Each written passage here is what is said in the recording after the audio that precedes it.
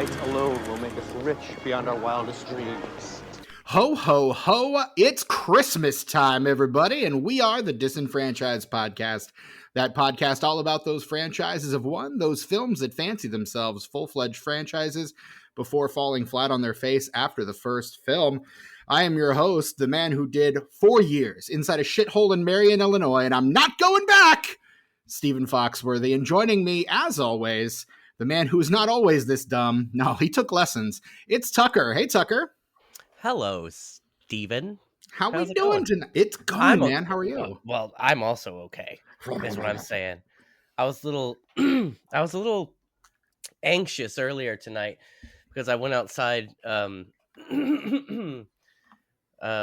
get some fresh air, and sounds like you could use some right now. Goodness. Well, I looked up in the sky, and there were all these little lights just like zipping back and forth above my house. Not just above my house, because whatever these things were, they were very far up. Like, it looked like they were higher up than the airplanes that I was seeing go past. And there was probably about 25 of them up there just kind of zipping around. And with all this shit on the news about drones and stuff, I was like, that concerns me a bit. I was a bit concerned. But then when I went out there this last time before I came to record, I could only see like maybe 2 up there. So that's better. I mean, better than however many you saw before, sure. I guess. Man, I don't know what's going on, but I don't like it, man. I don't like it. I don't like it. It doesn't sit well with me. I'll tell you who does like it. Our special guest for tonight, from the Ephesiology Podcast way down in Houston. Please welcome back to the show, your friend and mine, Mr. Andrew Johnson. Hey, Andrew. Greetings, gentle folk. How you be? Be well, and yourself, sir. I'm feeling merry. I can tell. Excited. For the listeners at home, Andrew is decked out in his Santa Claus regalia tonight. So, I had a friend help me actually chase down the time frame here. I think it's either 14 or for 15 years. Every year, when Thanksgiving happens, either that night or starting the next day, I will put on my Santa stocking cap and I will wear it every single day until Christmas. Now, I'm not saying like all day, every day, especially when I used to live down in Phoenix and now live in Houston. Let's just say the weather doesn't abide as I would like. Sure. So there are times when the sweat gets, it's a bit warm. It's a bit warm. So I pull it. But yes, so I have my Santa hat on. Same hat, 15 years. I actually love it. It's fantastic. That's so amazing. Glad to be wearing it and sharing it with y'all. You're making me want to go put my Gremlins Christmas sweater on right now. I mean, I'm not stopping you. Tucker might, but I'm not. Nope. I'm do you think that they make like a wool Santa hat like that's that's moisture wicking, and you could possibly get something like that would, but the wool would still be too warm though. So let's first of all 110% because boy does that wool hold heat. Yeah, secondly, this hat I still am amazed by was a purchase from Target 15 years ago. I think like near the dollar section. So I won't say that this is the highest quality item that I could have purchased, but I will tell you, because we have purchased them for our children multiple times, the quality has gone down that's to be from expected. Target over the years. Yeah. And so could I get wool? Yes. Would it cost me 100 times more than I paid for this? Maybe. Right. So in this economy, yes. I'm good with mine. My wife washed the white furry portion this year so that I didn't look as gross as it yellowed as it had become. Yeah. So, but gentlemen, I really don't think everybody wanted to get into the Christmas spirit by just talking about my hat. I mean, that's fair. We could also talk about my Christmas beer, which is from a local brewery here in the Chicagoland area called Sketchbook. It's a barrel-aged stout, much like the one I drank on the Krampus episode, but it's figgy pudding. So it's a barrel-aged stout with fig and orange peel, and I think it is delightful. That's as long as you like it, that's what matters. And I love that for you. Yeah. And I'm now wearing my Gremlins Christmas sweater. So he did it. I appreciate you. Now, does it have Stripe clearly demarcated, or is it just general Gremlins? He is on here somewhere. Well, first of all, Gizmo is front and center. Gizmo's yeah, right there. as appropriate. Right. I am pretty sure Stripe is on here somewhere. I just do not know where he is. Now, is this a Gremlins 2 as well? Do we have like the goofy one? And no, the ones we have the down tall. At the bottom, we've got like regular one. We've got guy with popcorn bucket. Oh, yes. Okay. Santa hat. So it's just the original Gremlins then. Do we have blender? No, we do not have a blender. Okay. Microwave? God, that's a shame. Hey, I know that we are I am joining you on your podcast, but there was a very lovely podcast that just dropped. I think it was last week on the What Went Wrong pod, What Went Wrong podcast, and they covered Gremlins. And so I grinned the entire time. What a trip. It was a wonderful reminder of how great that movie is. Gremlins is a wonderful film. Gremlins 2 is an even better film. Both perfect masterpieces. Yes. Oh, I'm the guy that has that hot take. Yes. I'm with you. You're going to have to start a new podcast because that's a franchise and that's the second one. So you clearly can't cover it here. No, but we do have your hot take. We do have a behind the paywall show called Unenfranchised, where we do talk about films that killed franchises. So Gremlins 2 would qualify. Yeah. There it is. But Gremlins is not the Christmas movie that we came here to talk about today. So Andrew, this whole episode started over a year ago. I want to say it was like 2 years ago. It may have been, because you reached out to me and you're like, hey, I have a Long Kiss Goodnight. And I was like, we're covering Long Kiss Goodnight from 1996, written by Shane Black, directed by Rennie Harlan, starring Geena Davis, Samuel L. Jackson, Tom Amendez, Yvonne Zima, the great Brian Cox, Patrick Malahide, Craig Bierko, and David Morse. Yeah, to name a few. So you reached out to me and you were like, Long Kiss Goodnight, have you guys covered it yet? And I was like, we have not. And you said, well, I would like to be on. I was like, well, that's a Christmas movie. And we pretty much got our next two Christmases spoken for. Last year we did The Blackest Christmas Month. And the year before that, we had something else on the schedule. And I don't remember it off the top of my head. But I was like, I'm putting you on the schedule for 2024. And you said, right on. And here, sure. Making good on my promise. Here we are. I was so thankful. Look, you guys have an absurd, wonderful document with potential films that could slot in this. And my mouth did start to froth as I reviewed some of these, and it was like, oh, I enjoy that. That's fun. Never heard of it, But then when you come across the bangers, like A Long Kiss Goodnight, one that made an impact on me in my younger years, I said, this is for real. This is on this. And to my shock and surprise, this was supposed to be a franchise. I couldn't wait. So I am honored that I could be on the podcast to talk about this movie. Yeah. It's been so long since we've had you back because we've kind of put the pin in this one for you. It's been a long time coming. We're thrilled to get you back in the chair. So thanks so much for joining us. Wait, what was the other episode you were on? We talked about Breakfast Club. And there was one other one. That was early. Yeah. There was another one that I am forgetting right now, and I was trying to remember this earher. Muppets from Space. Oh, yeah. I remember that episode. A movie that I will be watching on a massive planetarium screen in like 2 weeks. Are you serious? Dead serious, yeah. My partner and I are going to the Jim Henson exhibition in Peoria. And they're actually doing planetarium screenings of the day we're going is Muppets from Space. So that movie is so underrated. It's still funny because I've shown that one to the kids multiple times. They love it. Yeah, go back and listen to our episode on Muppets from Space. That's been a couple of years ago because I was still in Indy when we recorded that one. So, and I'm in Chicago now. That was like 2022, I think. Yes, would have been summer 2022 if I recall correctly. The city be windy. I'm glad you're enjoying it there.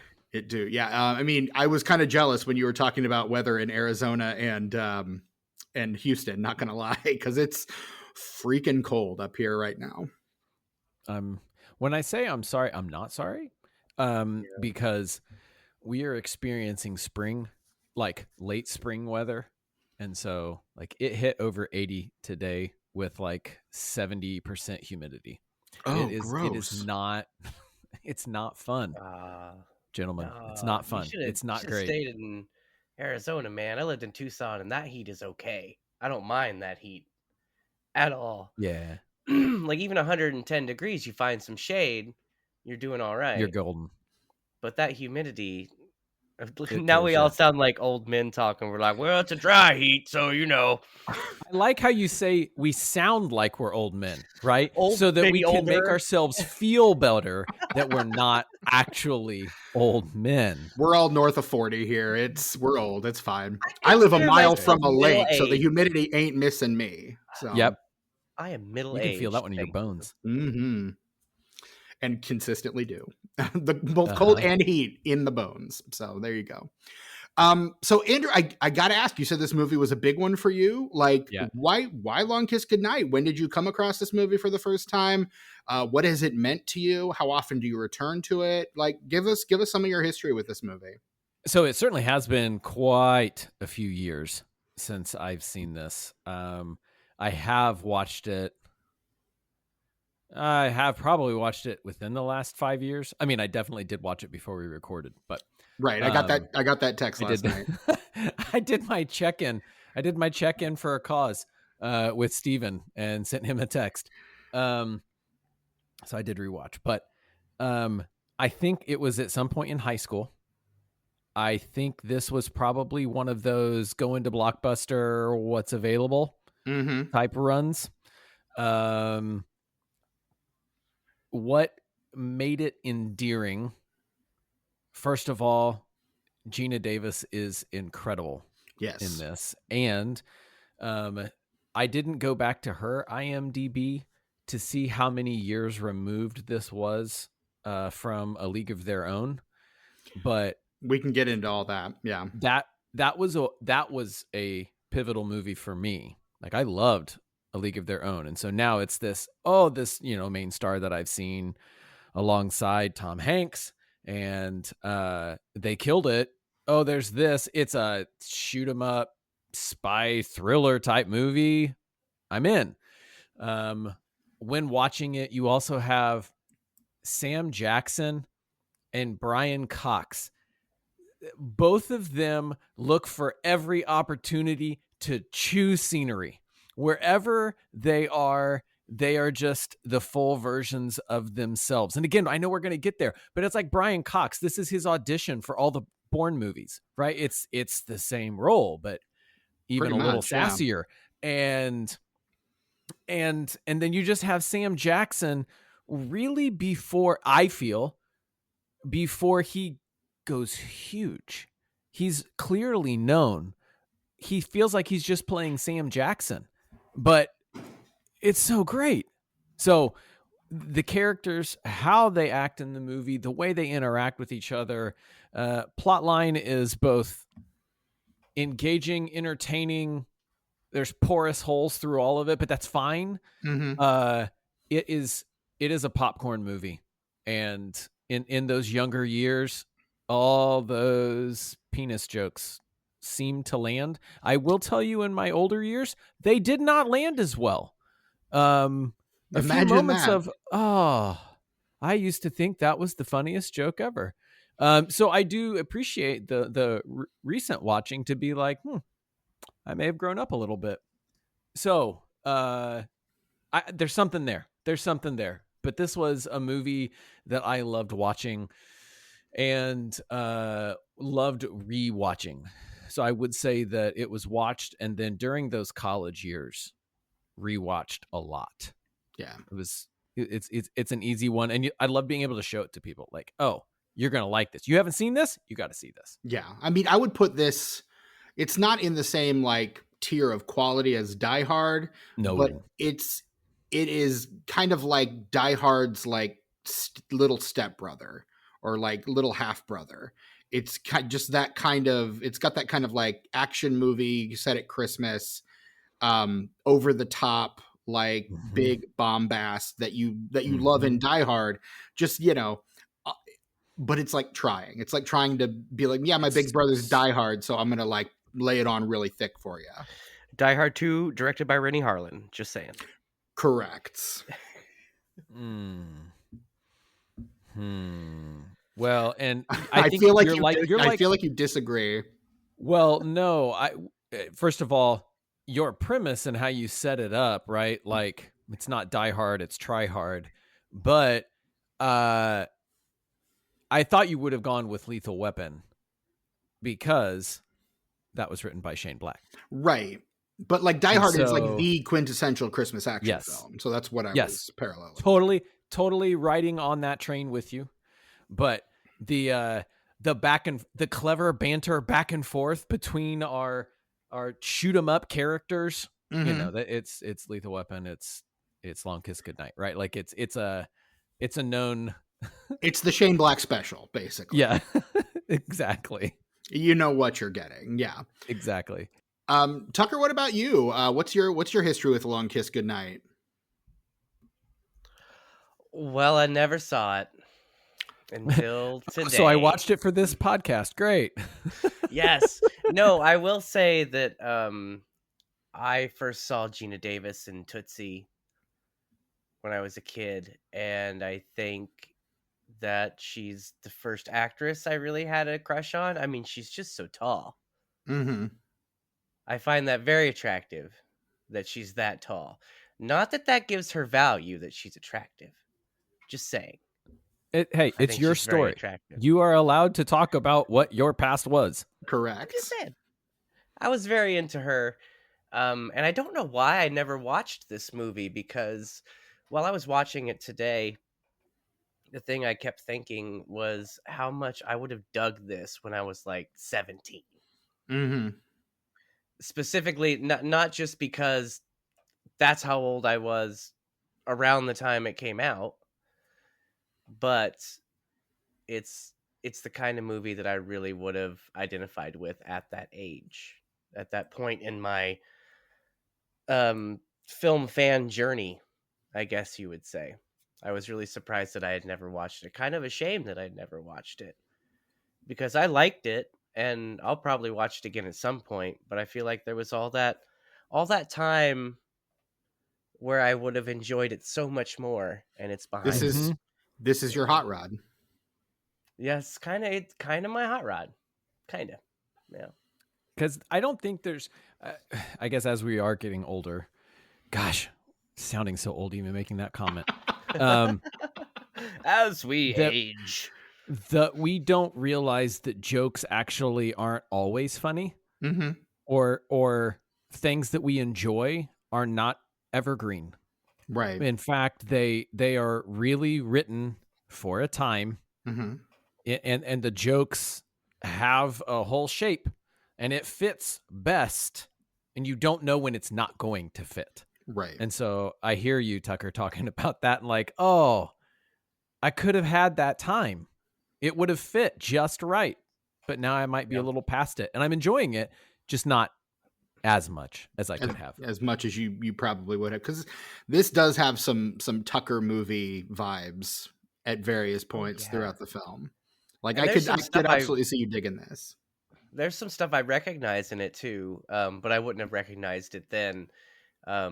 Things that enhanced my enjoyment was how a big old action set piece happened on the Rainbow Bridge, which is a bridge in Niagara Falls that connects, Niagara Falls, Canada to Niagara Falls, United States. And I'm familiar with that bridge. I used to live in the Buffalo area, and when you used to go up to the falls all the time. You're wearing a Buffalo t-shirt tonight. I am, because I did work at UPS in Buffalo. That's right. I remember now that I see my shirt in the camera. I had forgotten. But anyway, not just the Rainbow Bridge, but when they're in the freezer and the daughter gives her the matchbook, it's a Topps matchbook, which is just a Western New York grocery store. That's still its own thing. Like pretty much everybody else everywhere else has been bought out by Kroger. Right. But Topps is still just Topps. It's still just this little regional store. That's awesome. And I used to shop there a lot because it was the closest one to my house. Always a good reason to go to a grocery store. Yeah. Always. So the ice cream doesn't melt on the way home. Absolutely. Exactly. Oh my gosh. So this is my second watch of this film. I watched this one for the first time during the pandemic, the year that I watched like 540 movies in a year. So it really stood out.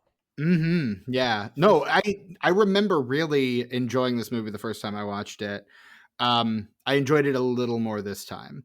Kind of being able to place it within Black's oeuvre helped a lot for me. But yeah, I watched it I was trying to watch 25 Christmas movies between December 1st and 25th. And this was one of the ones that I watched. That's fascinating. Yeah. So I plugged in Long Kiss Goodnight, and I think it is a good film. I enjoy this movie. And I like it because of the bombast. I like it because of the yeah. It's that is the charm of this movie, really. And also Geena Davis just kicks, not to steal your thunder, Andrew, but kicks so much ass in this movie. She is so good in this film. Yep.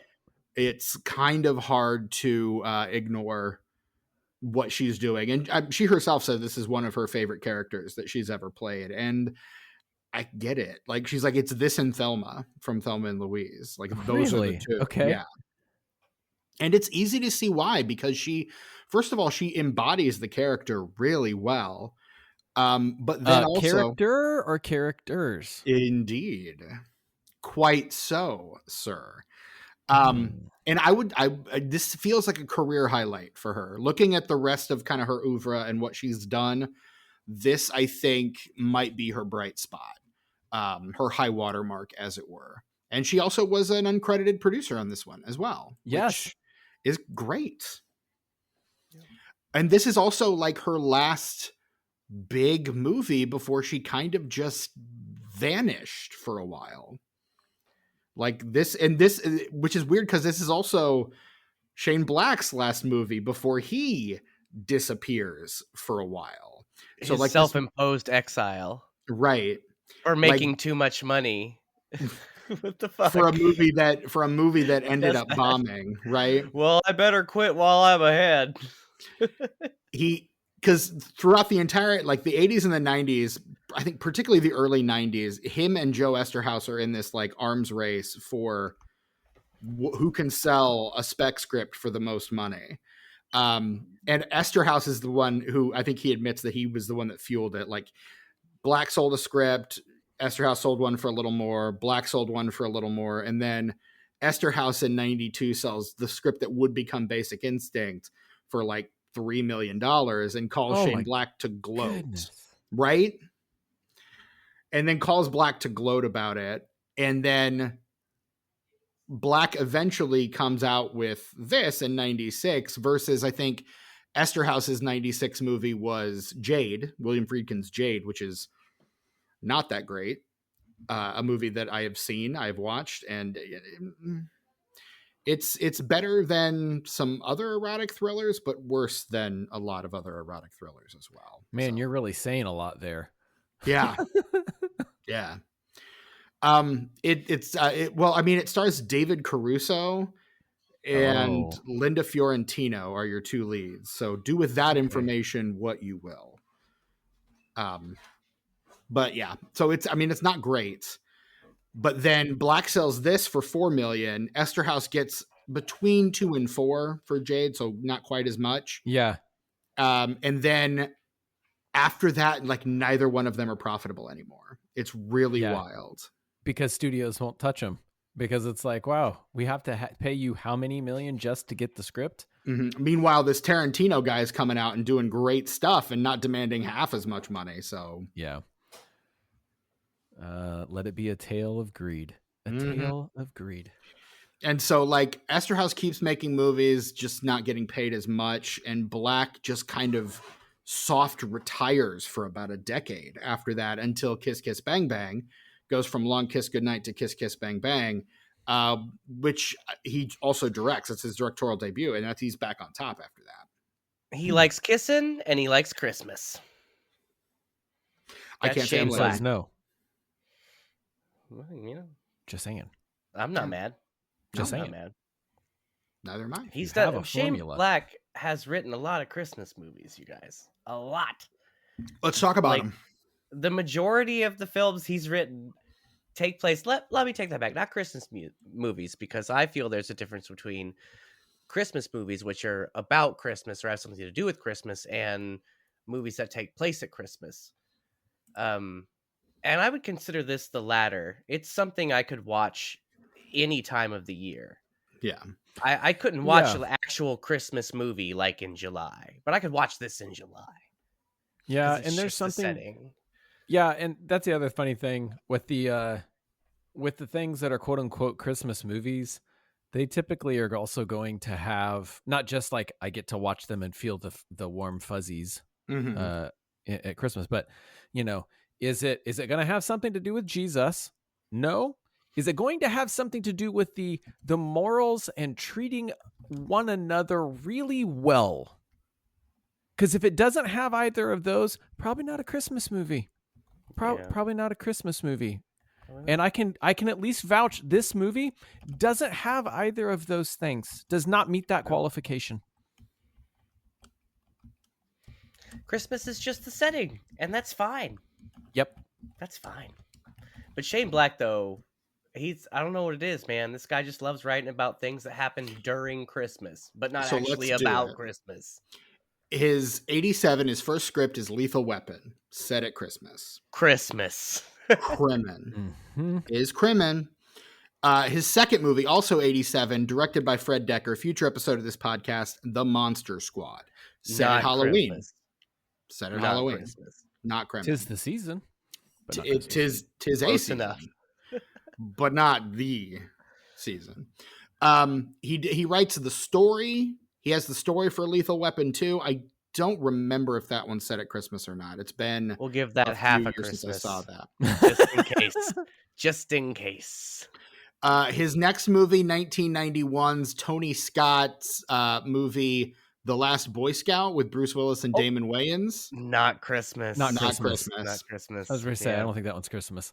Lethal Weapon 3, not Christmas. See our previous episode on Last Action Hero, his movie from 1993. Straight up. I don't remember if that one's Christmas or not. Not Christmas? Okay. Long Kiss Goodnight, though, Christmas. I'm thinking of Jingle All the Way. Yes, Long Kiss Goodnight is Christmas. Yeah, exactly. Right? You don't just get to copy and paste Arnold. Right. He did a Christmas movie. Shane Black, you get credit for it. Oops. Kiss Kiss Bang Bang, Christmas. Iron Man 3, Christmas. He did something called AWOL in between those, and I'm guessing not Christmas. It's a short. Maybe it's Christmas. It's a short set in Vietnam, so I'm guessing probably not. And then a TV movie called Edge. Christmas Edge? For the Hallmark Channel? No, it was... I mean, he wrote it with Fred Decker, though, and he did direct it. I do love Fred Decker. You guys, you do. It's got Ryan Quanten from what's the movie that we covered? Dead Silence. You buried the lead. It's got Yvonne Strahovski. Okay. Well. For fans of television's Chuck. It's for fans of Chuck. And she's just been trying to chase that glory ever since. Mm-hmm. She was on the last season of Dexter I ever watched. And then Black's two most recent movies, he did The Nice Guys, which Really good. is set at Christmas at the end. Future episode of this podcast, The Nice Guys. That's half a Christmas.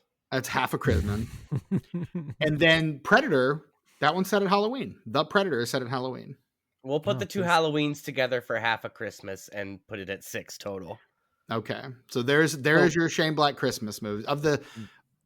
If the claim was chasing holidays, then you could have had a much stronger claim. Right. Yeah. But I mean, that's the thing that Black kind of becomes known for is the holiday action movie.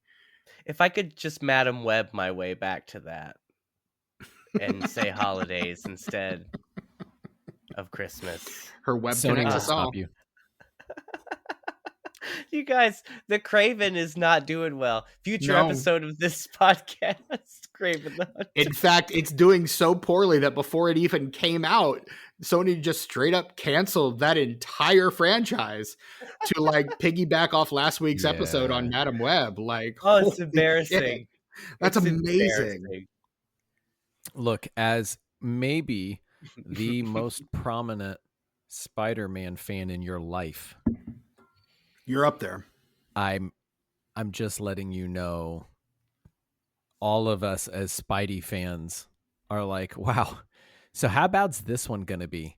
Like, we know what they're going to try to do to tell a story about a character that we know and love. We also know that they're going to miss it entirely. But that's okay. Go and try. Waste your money. And then get to that place where Amy Pascal is going to have to figure out a way to only work with only work with Disney to make the stories that we all actually think are good. Because they care more about Spider-Man than Sony, the guys who own Spider-Man. So. Yeah, Spider-Man's color is actually just green. So. Correct. Yeah. Yeah, God. Sorry, Craven. I took us off. No. I took us off. No, you're fine. Because I honestly, you took the bait. It needed to happen. After last week's episode, like literally, we recorded that episode a week ago today. So we recorded that episode on a Sunday. And then like Tuesday of that week, it's like, well, this is canceled now. And we're like, oh my gosh, like we just talked about this. They couldn't have done this like 3 days ago so we could actually talk about it? No. Would have been too easy. But at least we're now confirmed that Craven is going to be a movie that we can cover. And I may promise that we'll cover it within the next year. I may just throw it on the schedule somewhere. And you know what we should do, Steven? Not to do too much BTS behind the scenes band meeting shit, but what if we did an unfranchised on that new Venom movie that came out and I didn't even realize it had fucking come out? The Last Dance? Yeah. That came out? Yeah. I think it's already wrapped, right? Yeah, it's in theaters and everything. You can rent it online now. You can stream it if you rent it or buy it. And I was like, wait a minute, that came out? That came out? Sure did.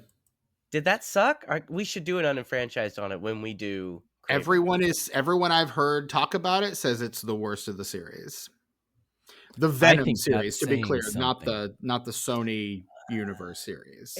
It's weird because like I don't like those movies because they're good. The second one is bad, but it's also it's the what you expected. It's the perfect 90s Marvel Comics movie.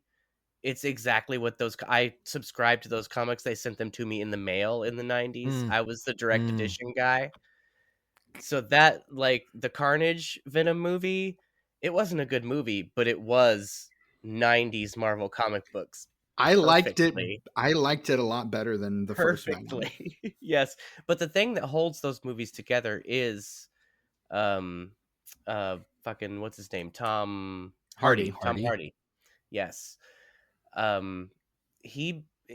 If he's not bringing it, the movie doesn't work at all. Like it all hinges on him talking to himself. Yeah. And being like, because he's so good at it. He's really good at what was that movie where he's twin brothers and they're like British gangsters? He plays the Cray brothers. Legend, is that it? So good. Yes, it's so good. That's probably why they hired him for Venom, because he can talk to himself real well. He also Don't you is see like Legend? he's in It's so Locke, good. which is a movie where he's literally just driving and He's talking. on the phone. He's just talking on the phone in his car. I He's love that driving movie around too. on Yes. the phone. Yeah, just that's all he's doing in that movie. Tom Hardy's fantastic, man. He could polish a turd like nobody else, dude. I tell you He what. doesn't even need Wilson. He doesn't No. need a No. volleyball. No, Need it. No, dude. Whew, Tom Just Hardy. Tom What a man. Hardy. No one has talked to nothing better than Tom Hardy since Bob Hoskins and Who Framed Roger Rabbit. This is true. It's just I'm gonna go there. Okay. So, but who talks to themselves better than Tom Hardy? Than Geena Davis in The Long Kiss Goodnight. I mean, there it is. For her, she's like playing off of like it's like a shot reverse shot for her, right? Like Yes. it's close up and then she's got her like hair slicked back and like a lot of eye makeup on, looking all severe and deranged. Like, yes, severe indeed. what a great look for her. Like she is not an unattractive lady. But like, has she looked hotter than she does when she's like just looking like she's about ready to just kill herself in this movie? Half Yes, of the times but not that often. I would say like half of the times when she's in her mental state seeing that persona, she's murdering herself. She's murdering somebody else. Like all of them are her just murderous. Right. The Samantha Kane side of it is pretty much very similar to the role she played in The Fly. Like very kind of innocent, unassuming, very sweet. Yeah. Okay. And then this is just, I don't think is something that she had a chance to play before.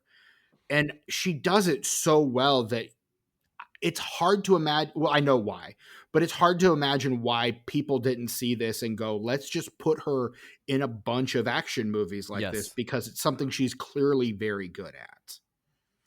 But the problem is no one saw this movie.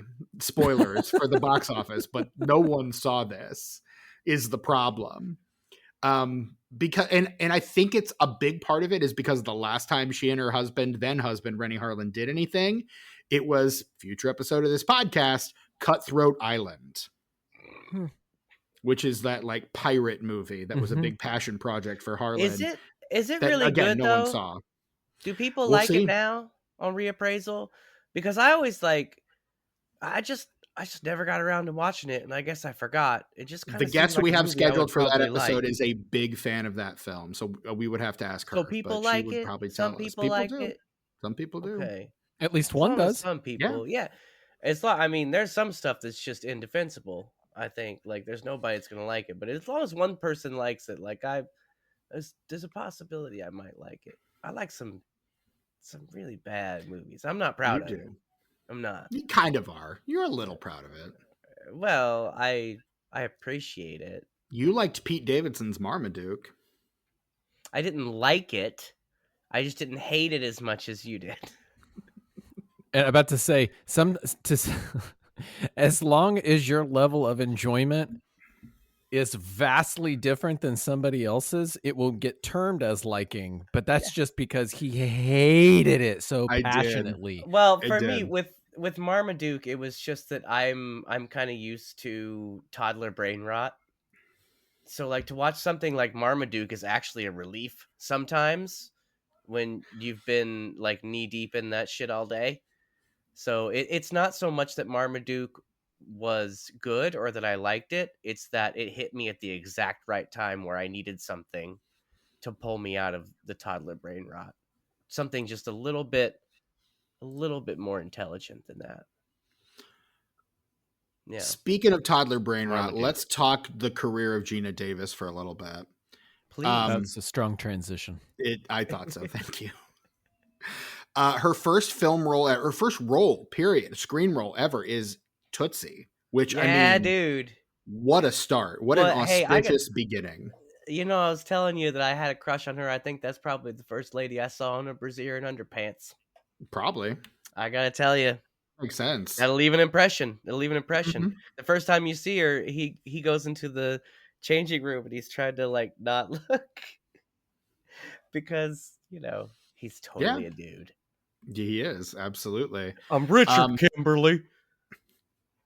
Her next movie is a TV movie called Secret Weapons with Sally Kellerman and Linda Hamilton. I don't know what it's about, but there's a woman in a bra and a Soviet sickle and hammer on the cover. So She would have been perfect for it. Geena Davis in a bra. I'm all for it.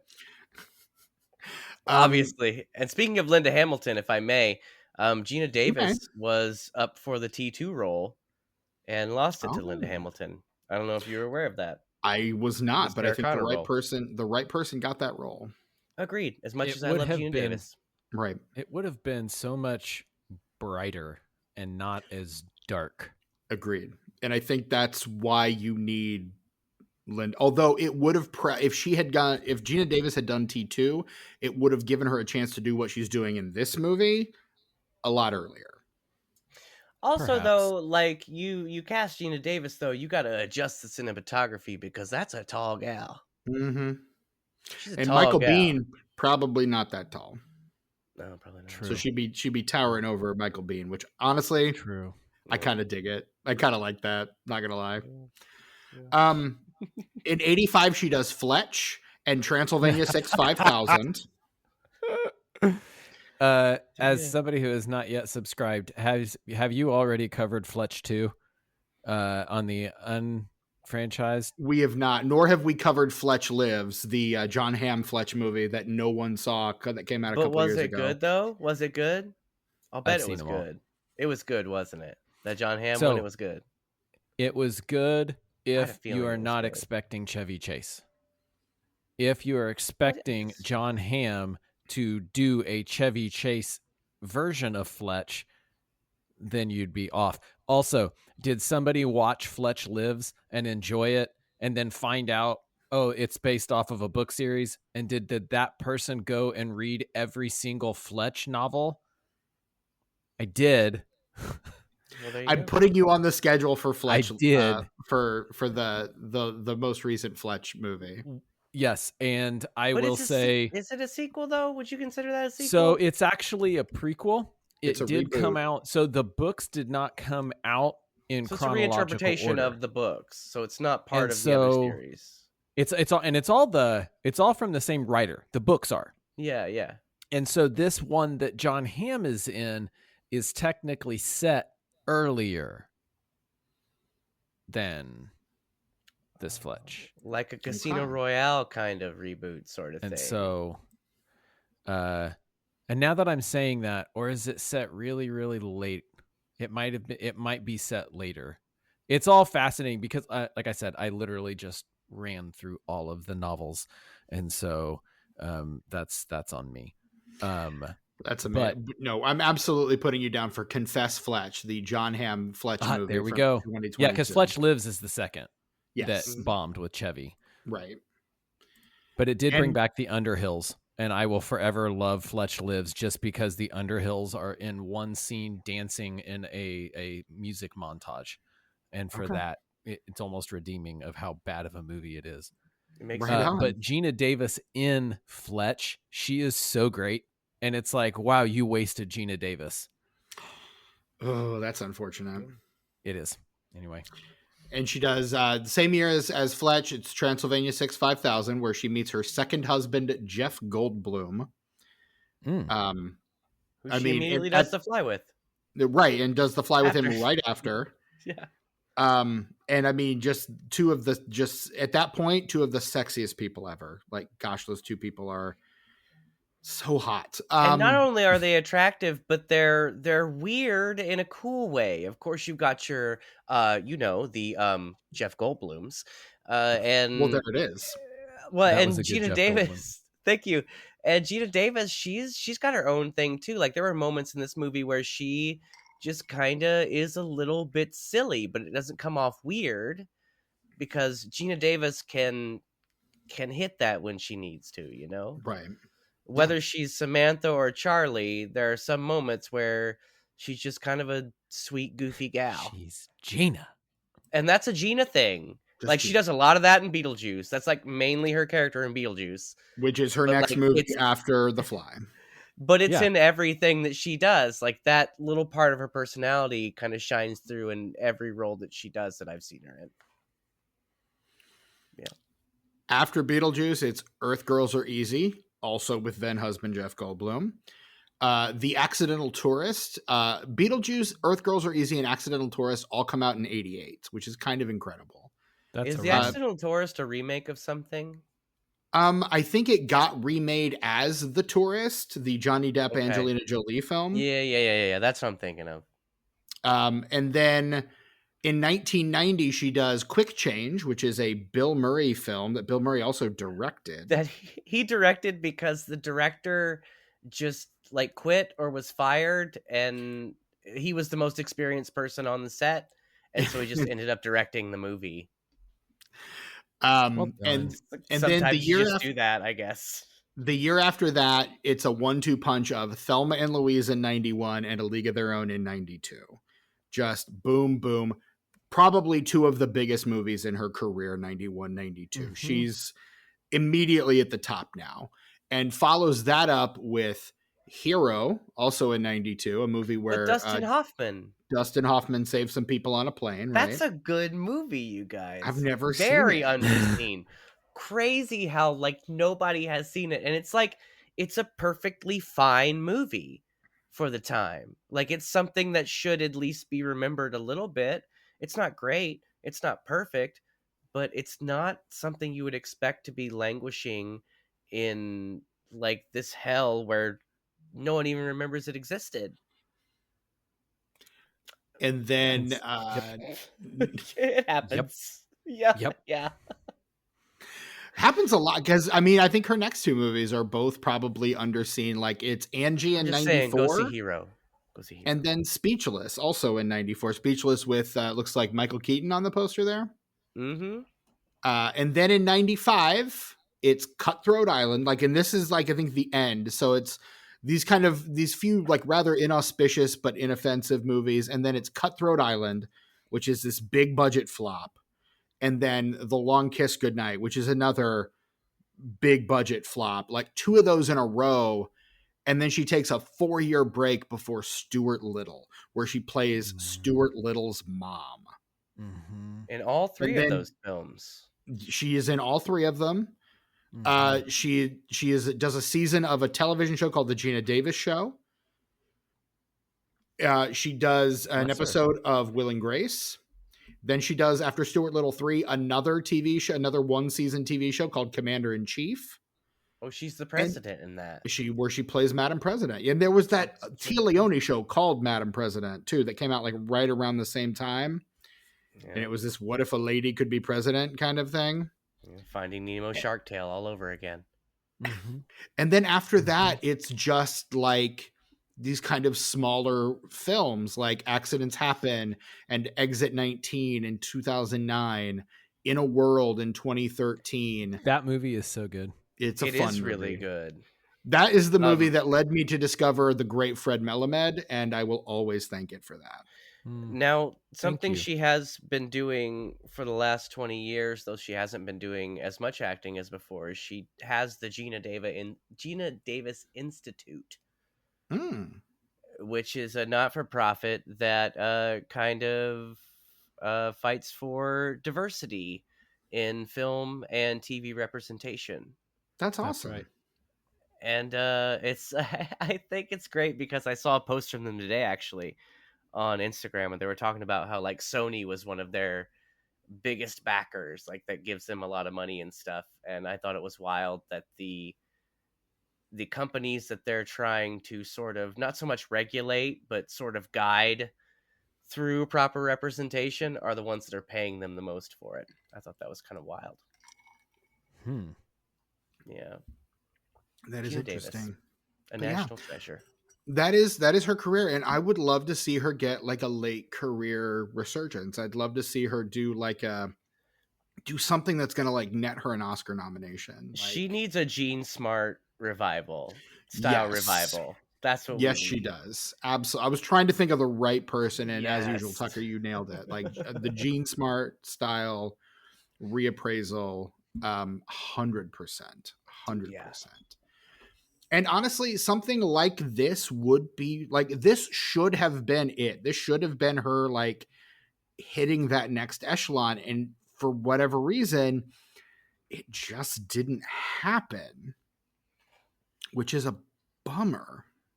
No, I know we're going to get to this later in more detail, but does it have to do with like when it came out? Like, well, why didn't people go to see this movie? What's the deal? I mean, I'm looking at the box office around this time, and there are some big movies coming out. Like it's mid-October is when this movie gets released, so that may have something to do with it. But I'm looking at the competition, and there's some good stuff on this list. And we'll cover that later for sure. We'll get back there, yeah. But there's some good stuff on this list, and because... I'm gonna take just a sneak peek at the week after just to see if anything else. I can't figure out with the sort of the climate at the time. Like this was a movie that should have done well. Like it came out at kind of the right time. And you know what? Maybe it's actually, I think I just figured it out as I was working through it in my brain. This movie is just like The Game. They're nothing alike, but it's just like The Game by David Fincher because it is the last movie of a certain type that has ever been made. Right. Like The Game, that was like the, late 90s, early 2000s thriller sort of thing. And then right after that, that style changed completely. And I feel like this movie was right there sort of at the tail end of when movies like this were popular and action moved on to something else. Well, because this is the Tarantino era. Like Pulp Fiction comes out 2 years before this movie and kind of cements Tarantino as this up and coming talent. And so like the way we do these kind of movies is very different from the way we did them in the early 90s and in the 80s. Yeah. When guys like Black and Esterhaus were like doing their thing. So I just know when I about halfway through this movie, I said to myself, just like I do every time I watch The Game, man, they don't make them like this anymore. They sure don't. That's the thing I said. They sure don't. No, this is definitely a relic of a bygone era. And you can see that in the 9 years between this and Kiss Kiss Bang Bang, you can see the lessons that Black kind of takes from this and manages to make just a really compelling action drama with Kiss Kiss Bang Bang. Like I love that movie. That's such a good movie. Well, I think it's because he was able to, he stayed a good writer because he embraced sort of where that genre had progressed to by the time he had written that. You know what I mean? If he couldn't have written Long Kiss Goodnight, then it wouldn't have, like, who cares? Right. But yeah, he evolved with it, which is why I think he's still... While still keeping the things hiccups that made him distinct. Mm-hmm. Yeah. Well, and I've talked about the Shane Black directorial problem, which is Shane Black writes and directs a really great movie that's completely isolated from anything else. And a big studio goes, hey, that's really cool. Do that with our IP. And then he comes in and does it with the IP. And they're like, oh, no, not like that. It's Kiss Kiss Bang Bang. And then immediately after that, he does Iron Man 3, which gets like cut to shreds by Ike Perlmutter. Because a girl can't be the villain because girls don't sell action figures. And then after that, he follows that up with The Nice Guys, which is under future episode of this podcast, an incredible, like critical success. Have we not talked about that? We've not done it yet. I thought I watched this No, I watched it independently because you guys tell me to all the time. That's why I thought it was for the podcast. Yeah. It's good though. It is really good. I'm Andrew, glad I have you seen Nice it. Guys? Still haven't. There have been so many times, where you scroll past it and you're like, "Oh, The Nice Guys," and you're almost well, maybe not tonight. Yeah, it's so good. And in another world, in the good timeline, we've got like 5 of those things. Because Russell Crowe and Ryan Gosling are Loki. Is Loki still holding things together or no? I wouldn't be able to tell you. Okay. Hard to say, honestly. Okay. But it's and then after that they're like, oh, do that with the Predator. And then it's like, oh fuck, no, not like that. Like it's just that seems to be the given. And now he just like is not directing anything and hasn't directed anything since 2018. And they involved Fred Dekker in that one. How dare they? Right. How dare they? But here's the thing, like we can cover half of those movies on this podcast. We can cover Nice Guys. I can't wait till we do. I'll talk about Shane Black all day. Yeah. I don't think even his movies that aren't that great, I still like them. I still like Iron Man 3. I haven't seen The Predator yet, but I'm sure I'll probably at least kind of like it. Like I won't hate. I don't think it's bad. There's stuff in it. I would say it's his least successful because that one had the most interference from the. I would say that one has lots of expectations. Give us a black cut. You're not the first one, buddy. Mm-hmm. Well, and I mean, he's one of the only people from the franchise to actually come back and do another Predator movie. Because he was in the first Predator. He acted it. Yeah, he was a character in the first one. Yeah. So like he's one of the few people that have actually come back to do a second Predator movie. Fascinating. Right. It's kind of wild. Well, Danny Glover was going to, but then he realized that he was too old for that shit. There it is. There it is. To quote Jeff Goldblum, well, there it is.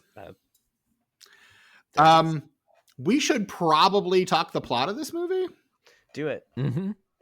I think we've already revealed it multiple times. We probably have. There's the whole ritual thing, and you must 60 seconds, baby. 60 seconds, baby.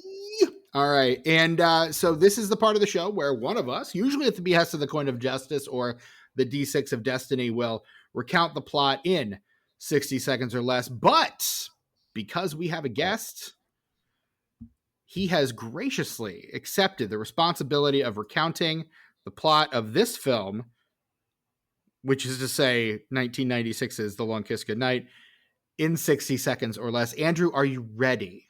Game. Right on. The time, Tucker's got the time set on the clock. It will start as soon as you do, and he will give you the 30 and 10-second warnings. Geena Davis stars as Samantha Kane, who has only existed for 8 years. She comes to. She's 2 months pregnant. She has a child. She is Caitlin's mother. However, she doesn't know who she was. But things are coming back. Things have happened in her life in which she's all of a sudden realizing who she was before. Could she be a chef or could she be an assassin? And we find out that, in fact, Samantha Kane is not Samantha Kane. In fact, she is a CIA agent who was a murderous, a very effective murderous person. The movie carries on with the people who were trying to kill her before, attempting to kill her still. And the movie culminates with Geena Davis's character winning the day, saving America, and being awesome with Sam Jackson. Oh, and that's the first time you've mentioned Sam Jackson. What's that all about? Oh, we do love Sam Jackson. It was just the plot, right?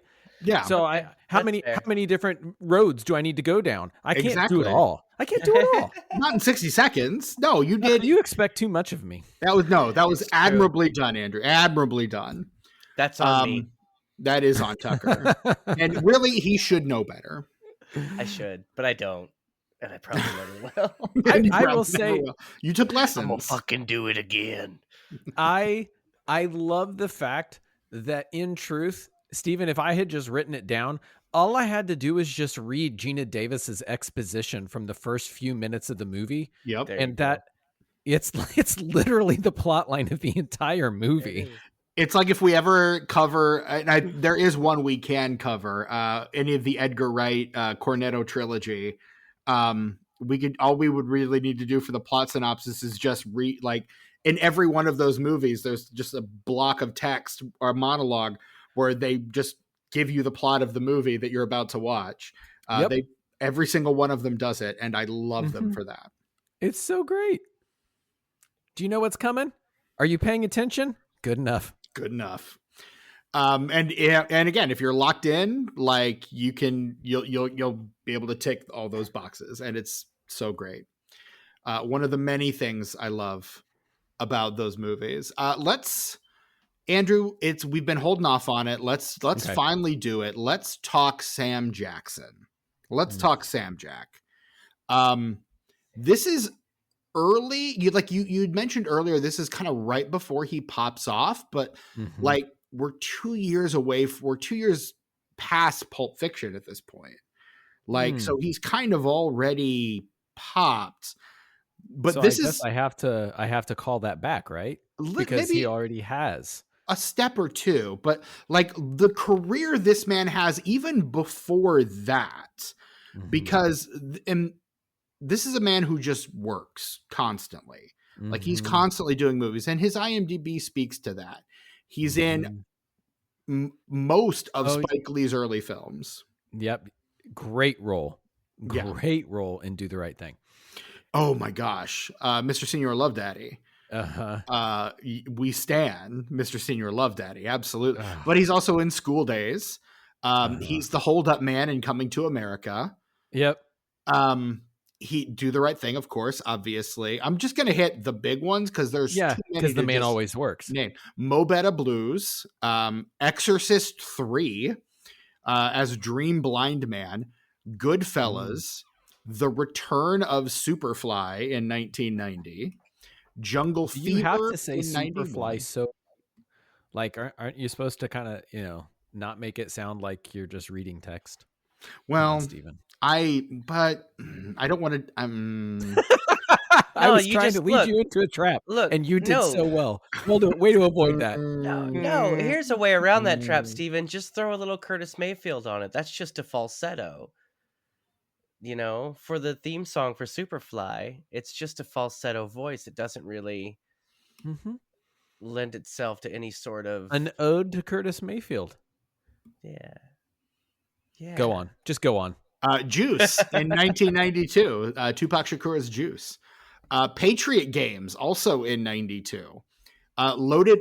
Past episode of this podcast, Loaded Weapon 1. National Lampoon's Loaded Weapon 1.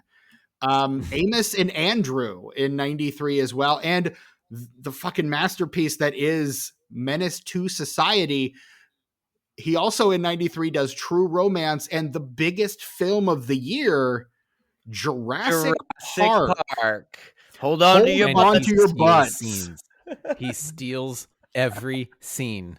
He takes it and he puts it in his back pocket and he just sprints away. He's so good in that movie.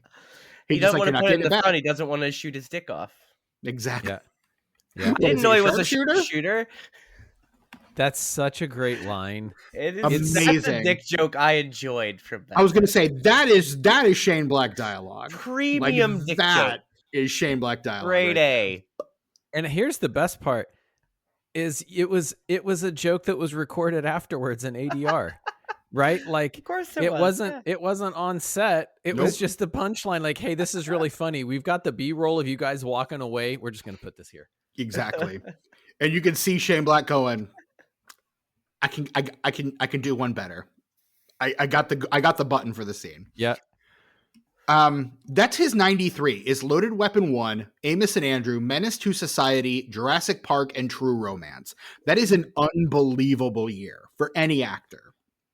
Oh, so 94, is it a bit of like is it like Shane Black says, you can make fun of my movie, but now I will cast you in my movie, right? Because he does Loaded Weapon 1, and it's like, why don't you just do an official Shane Black movie? Right. Why don't you just do the thing? Paid.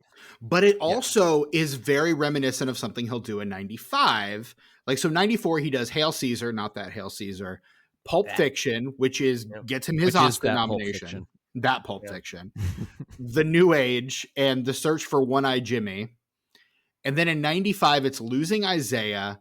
It's Kiss of Death. It's Die Hard with a Vengeance. Oh, that's so good. This role owes a lot to his role of Zeus in it really does. Die Hard with a Vengeance. Like there's Jesus? a direct just Jesus? Zeus. I mean, just it is Zeus. Christmas time. But this one's just Zeus. Hey, Zeus. No, this is not the right time to bring that up. And then he does the voice of something called Rumbo in a movie called Fluke, which looks like it's about a puppy. A dog, Maybe, yeah. Is he the voice of the puppy? I think he's the voice of the puppy. It might be. That's a puppy voice if I ever heard one. And then in 96, he does the first Paul Thomas Anderson film, Hard Eight, which aka Sydney, which he's great in. That's a good movie. You should check that out. 96, he does Great White Hype, Trees Lounge, A Time to Kill, and he closes out the year with A Long Kiss Goodnight. Yes, they deserve to die, and I hope they burn in hell. God, he's so good, and he's so good in A Time to Kill. I know he's really Does good. Sam Jackson do anything without earnestness? No. Capital One commercials? Oh, but he's making money, right? Earnestly. Yes. Okay. So you're right. Yeah, and that's the thing. Good call. For Yeah, all you're right. My for bad. all intents and purposes, to this day, Samuel L. Jackson remains one of the most prepared actors in Hollywood. Like when he shows up to a film, he's read his pages, he's memorized his dialogue, he knows his shit. Like he is the consummate professional on set and gets really mad when other people aren't. And makes really interesting choices. By the way, this is not the last Sam Jackson movie we're covering this year because he's in next week's movie as well.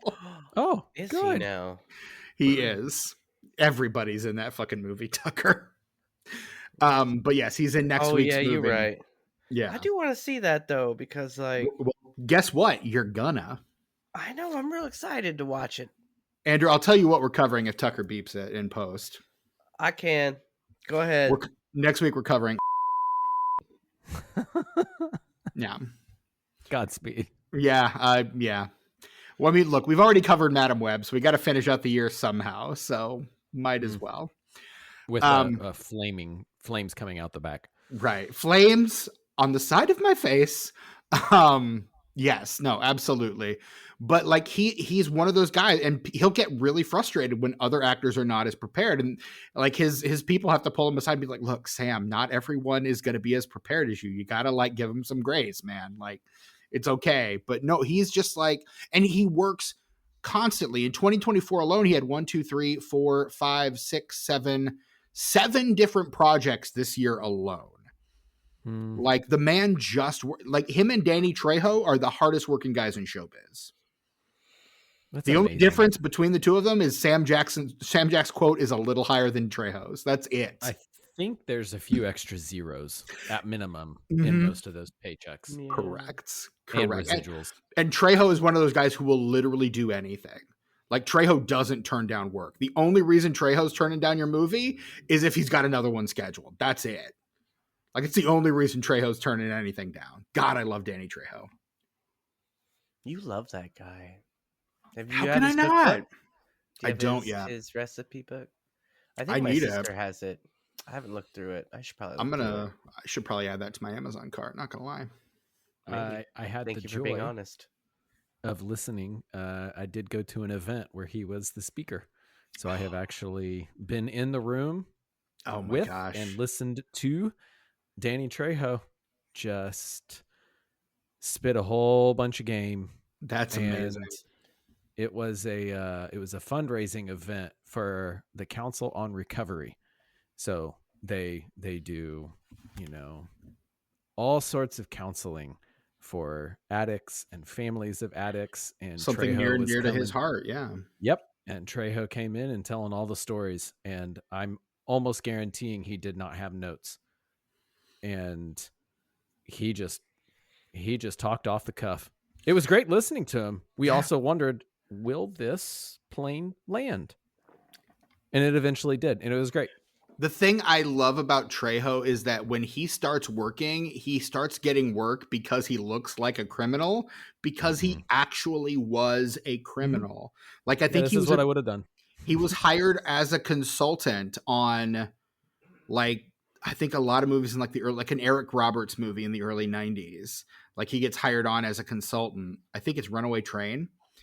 And then just like eventually they're like, you look suitably imposing. Want to be in the movie?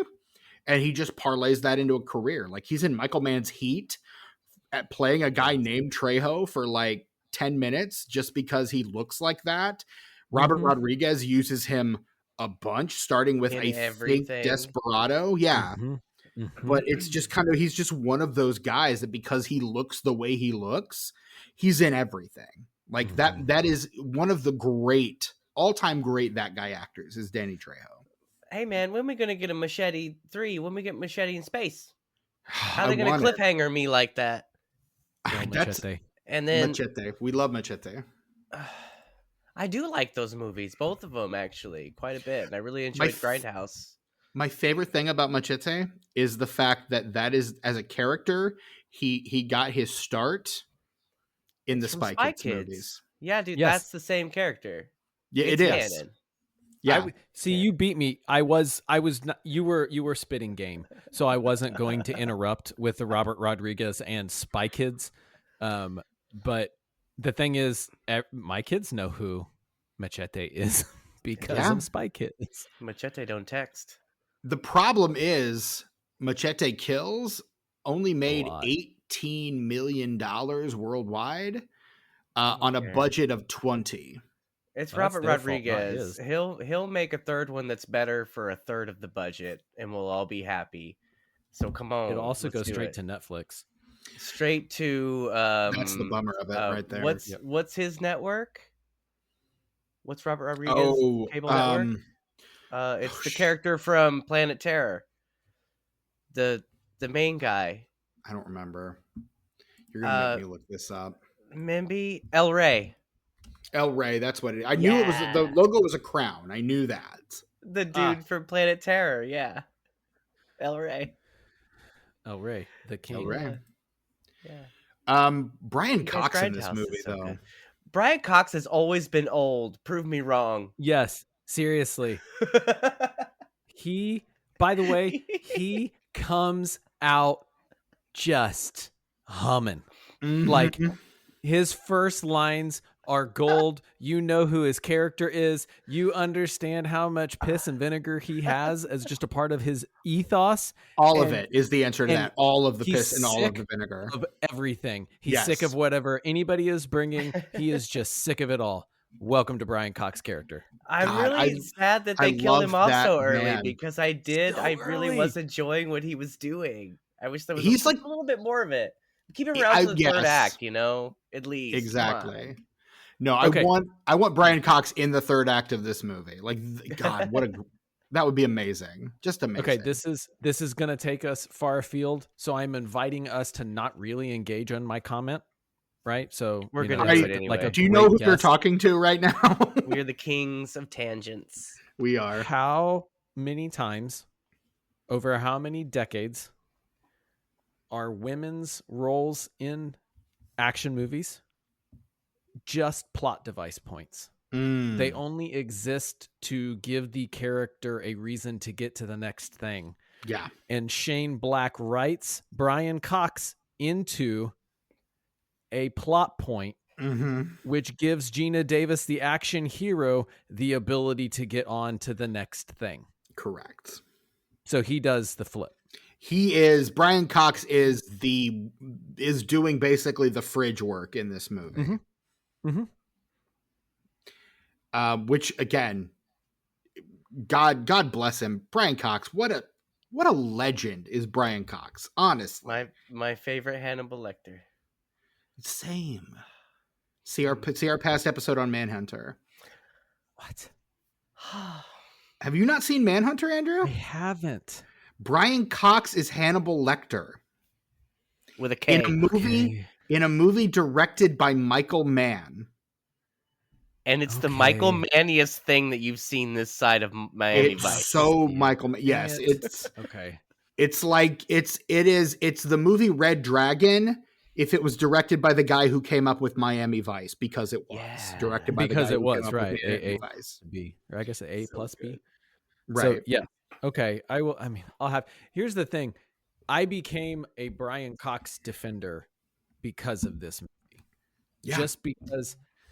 Look, there are so many people, insert every single Coen Brothers movie, where anybody who shows up on a scene, you have confidence they are going to be that role, act perfectly in that role, give their lines, their mannerisms, everything is going to be an 11 out of 10. Mm-hmm. And when I watched Brian Cox in this movie long ago in yesteryear and many times since then, he has no bad scene. There are no wasted lines. Yep. Everything is crisp. And here's the thing. He is that character. He is perfectly that character. He's not himself. Yeah. No. And when you find out he's not American, right? right, and you're like, wait, whoa, this isn't you. Like with Sam Jackson, you're kind of like you're just playing a different version of you, earnestly, in a lot of these movies. Could you imagine if Sam Jackson was actually British? That'd be amazing. I would love that so much. He pulled an Idris Elba on us. Oh man, no, worse than Idris Elba, Christian Bale, because Christian Bale does a lot of interviews in his American accent just because I don't know, it makes him sound tougher. He knows it's gonna. He knows that if people show up to the movie theater having heard him in an interview with his Welsh accent, they're gonna get completely thrown for a loop. And so he throws me every time I hear him use his native accent. I have to take a moment and like readjust my entire perception of the entire world. Idris Elba got cast in The Wire, and they had said initially they did not want any British actors, so he lied about where he was from. I'll bet. And went in and did a pitch perfect Baltimore accent. A Fantastic. winner. Yeah. Someone figured it out in the room and didn't tell the director until after he was cast. Like because he was that good. Like Idris Elba, when I learned that man was British, I was shook. Like just deeply to my core. Like watching Luther after watching The Wire shook me to my core. Yeah. I love both, by the way. Both are incredible shows. Watch both. But oh my God, like I was like, that's Stringer Bell. Why is he talking like that? Why is Stringer Bell talking like this? Yeah. Stringer, no. What are you doing? No, even better. Wow, that's an amazing accent you're putting on for this Luther role. That's so neat. Right. It's so neat of you to do that. I didn't know you could put on that incredible British accent. Man, you are amazing. PCI John Luther. Oh, I love that show. Have you guys seen Luther? I have seen all but the last season and then the movie or the... Oh, you've watched more Luther than I have then, yeah. Yeah, I watched. Oh, Luther's good. Tucker, watch Luther. Should I watch it? You should watch Luther. Physically putting it on my physical list right physically now. I mean, I'm just looking at Brian Cox's, this is he does this the year after he does Braveheart. Like, and of course, the first thing I see him in is X-Men 2, X-Men United is the first thing I see him in. Stryker. I think I saw him in Manhunter first because I remember seeing that pretty young. I didn't see Manhunter until much later. And then I think for me, he stood out after that was Rushmore. That's when I was like, oh, hey, that's Hannibal Lecter. What? But then he also does like near my heart. Born Identity, The Ring, like movies I didn't watch until much later. And then, of course, I absolutely saw Troy in theaters. I'm sure I still have not seen it because that does not interest me in any way. I really was really into like Greek mythology at the time. And so I was like, let's see Troy and Wolfgang Petersen's Troy. Oh, okay. Wow. Steven and Tucker both. Did you guys realize or didn't realize that you had actually probably seen him in Iron Will? Have I seen Iron Will? I don't know that I've seen the Iron Will. I don't know that I've seen Iron Will. What is Iron Will? It's called. Iron Will, a brave young man is thrust into adulthood as he and his courageous team of sled dogs embark on a grueling and treacherous cross-country marathon. Oh no, that ain't White Fang with Ethan Hawke. That ain't White Fang with Ethan Hawke. You barking up the wrong tree. No, definitely. I mean, it's got Mackenzie Aston in it. Guys. And the severely canceled Kevin Spacey. Oh, just cancel him again for good measure. Canceled, but not convicted. Some would argue. Which is wild. Okay. Really wild, yeah. It's also got David Ogden Stiers. Love that guy. Iron Will. I'm not saying this was like a staple of my childhood, but I will say that I did see this a few times. As a kid, I just didn't realize that Brian Cox was in it. He Well, is. you know He what I've plays- noticed? The first one that I saw. He plays Angus MacTeague, which is a very Well, Scottish name for a very Scottish actor. I would You know say what so. I've- He just ran it back. He just did himself. You know what I've noticed? What did you notice, Tucker? I don't even remember, man. I've been trying to say this shit for like so long, and I think I lost it. Damn. I bet it'll get Oh. it back to the movie. No, something that I have noticed as I've gotten older is that some things that I thought were very popular just because they were in my orbit as a yes, child yes.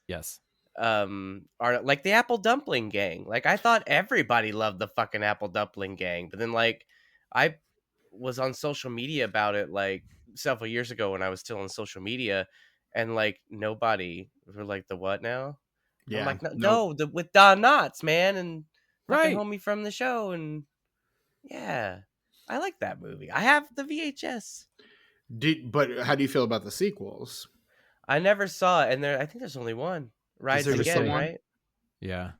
Yeah. It's on Disney Plus, and it's on my list, but I don't know, man. I don't want to ruin it.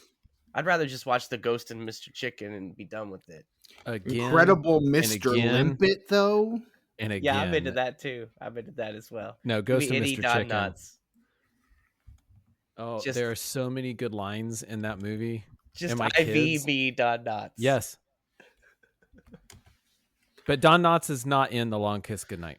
No. Unfortunately, Tragically. Man, Just a could you- little what cameo, role, come what role on. should he have played? Should he Well, have I been don't one know, of the I don't know. CIA handlers? I was going to Maybe say, or somebody on the the inside? president of the United States. He Could've would have been had president, less. yes. Please, Could- president. have they ever cast a president with more skin? The man is not as like when they cast like he's normal is what I'm trying to get at. He Right. looks like a normal person playing the president instead of like this perfectly coiffed, manicured Mm-hmm. everyman. He isn't everyman. He's a normal person. Yeah. I like the president in this movie. He's good. He's like good dude. Yeah, he's all right, I guess. J.D. That's Spradlin is the guy who plays the president. Yeah, he's a big deal, don't you know? He's in stuff. He was an Okay, American okay. actor, attorney, and businessman. But he's in stuff. I've seen him in stuff. I know I have. Yeah. That's so funny. That's it. This is a bit from the podcast, the Rewatchables, with movies as well. And they say essentially what role in this movie would be better. And if Danny Trejo is one of the people that they often cite, like what could make this movie better if you put Danny Trejo in? What would be better in this movie if you put Don Knotts in it? I honestly, president maybe, or one of the CIA guys. Like at the end, one of the CIA guys on the Larry King show is Uncle Frank from No. Home Alone. There's one answer. Okay, I'm all ears. The drunk old man that she has to drive home. Oh, that poor guy. That That- poor guy. Poor Earl. Alan North is the actor that played. I mean, though, that I'll tell plays you Earl. what. I say that poor guy, but it's his own fucking fault for being It is. drunk and horny Uh-huh. and like a Uh-huh. huge fucking misogynist. Like, Mhm. Hey, to note, the two people that make sexual advances against Geena Davis have horrible things happen to them that's true. in the movie.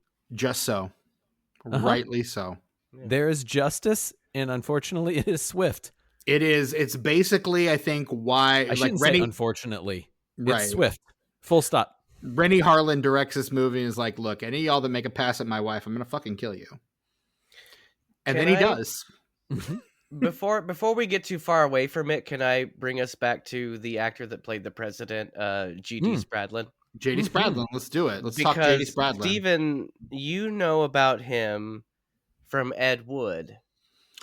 Because he's I the do. reverend from the church that he's Yes. getting the money from. Mm-hmm. He's also been in 2 movies I've watched recently, The Godfather Part 2 and Apocalypse Now.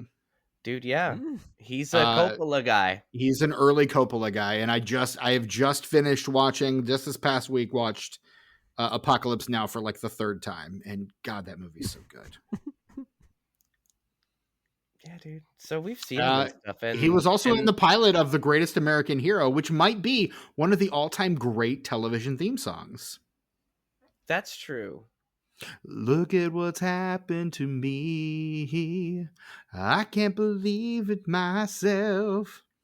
Suddenly I'm up on top of the world. It should have been somebody else. Believe it or not, I'm walking on air. I never thought I could feel so free. Flying away on a wing and a prayer. Who could it be? Believe it or not, it's just me. Yes, there's a second verse. Yes, I know it. No, I'm not singing it right now. I was really surprised you didn't just go into Believe It or Not, Georgia's Not Home. Please leave a message at the beat. I did that as my answering machine message in college. That tracks. Yep. Uh-huh. Steven loves them Seinfelds. I do love me some Seinfeld. Sure do. Our friend G.D. Spradlin was also in something that by title alone, I'm leaning in. The Lords of Discipline. Oh, really? What a title. What a title. The Lords of Discipline. Lords of Discipline. And if you look you at go that poster, to IMDb, look at that poster. It's like the first thing that's at the top. It's the first video. And I will say, what a great color scheme. I think I'll have to check this out. There you go. He's like the 3rd lead. David Keith is the lead of this movie, not to be confused with the great Keith David. Keith David. Different person. Yeah, no, it's the opposite, actually. Exactly. Opposite person. Like Bizarro Keith David is the lead of this movie. Yes. Oh, man. I love Keith David. And one more thing. He was in an episode of Columbo. We love Columbo. This is his second to last movie. His final movie ever is Dick, 1999's Dick. I like that movie. I need to watch that movie. That movie has been invoked funny. So many times. I'm like, that is a movie I just need to just sit down and engage with. Kirsten Dunst, Michelle Williams, Dan Hedaya as Nixon. Nixon. Yes, please. It's so good and it's so silly. It's really fun. It is kind of a product of that same kind of filmmaking that we appreciate in stuff like Josie and the Pussycats. Right. I'm leaning in. Go on. Where it's like, it's bubbly and fun, but it's meta and it's also kind of making fun of you at the same time. You know what I mean? Mm-hmm. Right.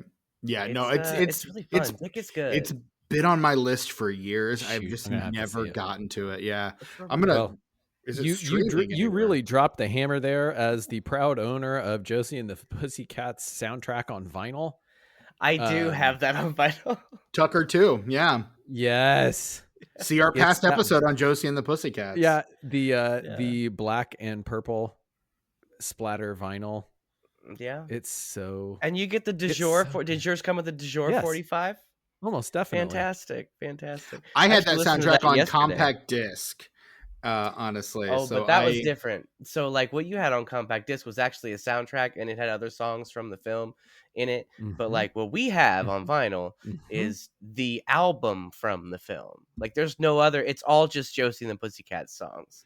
None of the other songs from the film are in it. The last 2 tracks are the du jour tracks, but the rest are Josie and the Pussycats. Yeah. Oh, I thought the CD, the old version was different. That's my bad. I was wrong. Well, you are right that they didn't get rid of the du jour songs. They just put them on a separate, 45. smaller vinyl. On a 7-inch disc, yeah. Andrew, this is me currently letting you know that Dick is currently streaming on Amazon Prime. Oh, nice. Appreciated. I got you. Appreciated. So that we can all watch that because that just seems like a really fun movie. But no, you're right. Don Knotts' Earl is, you're right. That is the right role. That's what you do with to circle back there. To circle back, hey, this circle leads back to one spot, and that's where we were. Right. Yeah, talking about, look, we've done a lot of tangents tonight, but we do all, I think, really enjoy The Long Kiss Goodnight. This is a fun action movie. It's good.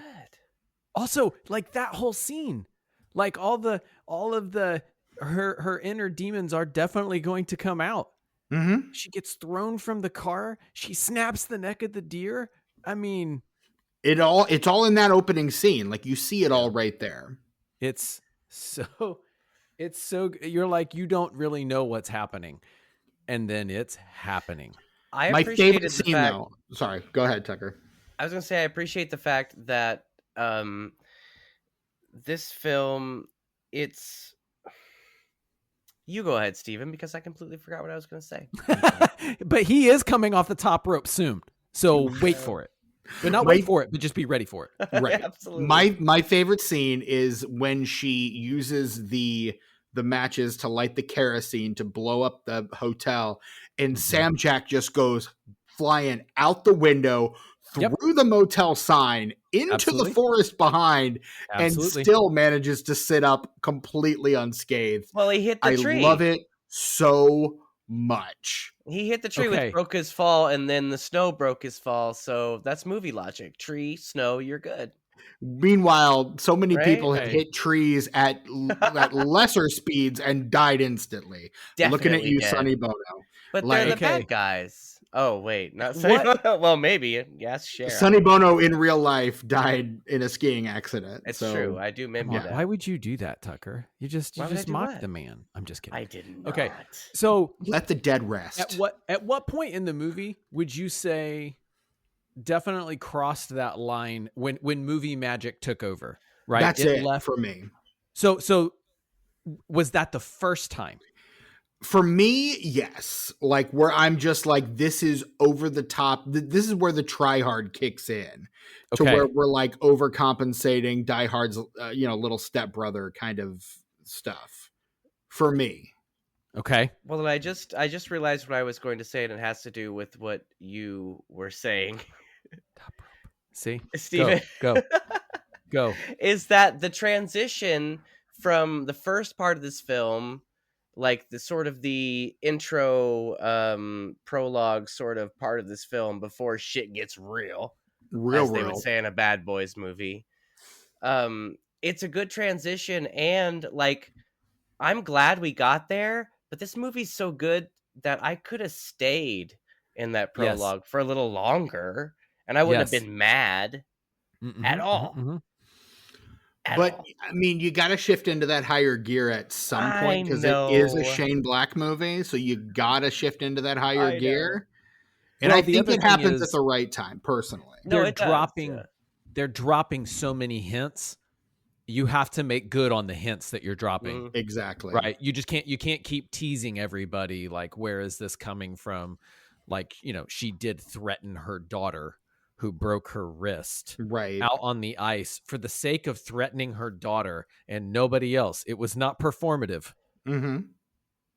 She went crazy on her 8-year-old. Yeah.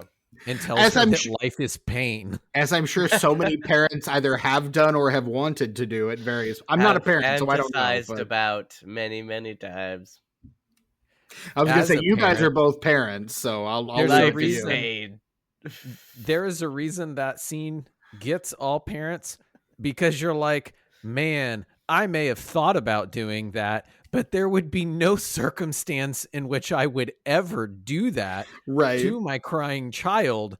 And it does exist as not reality, right? But you get to watch it in movies and you're like, yeah, that's crazy.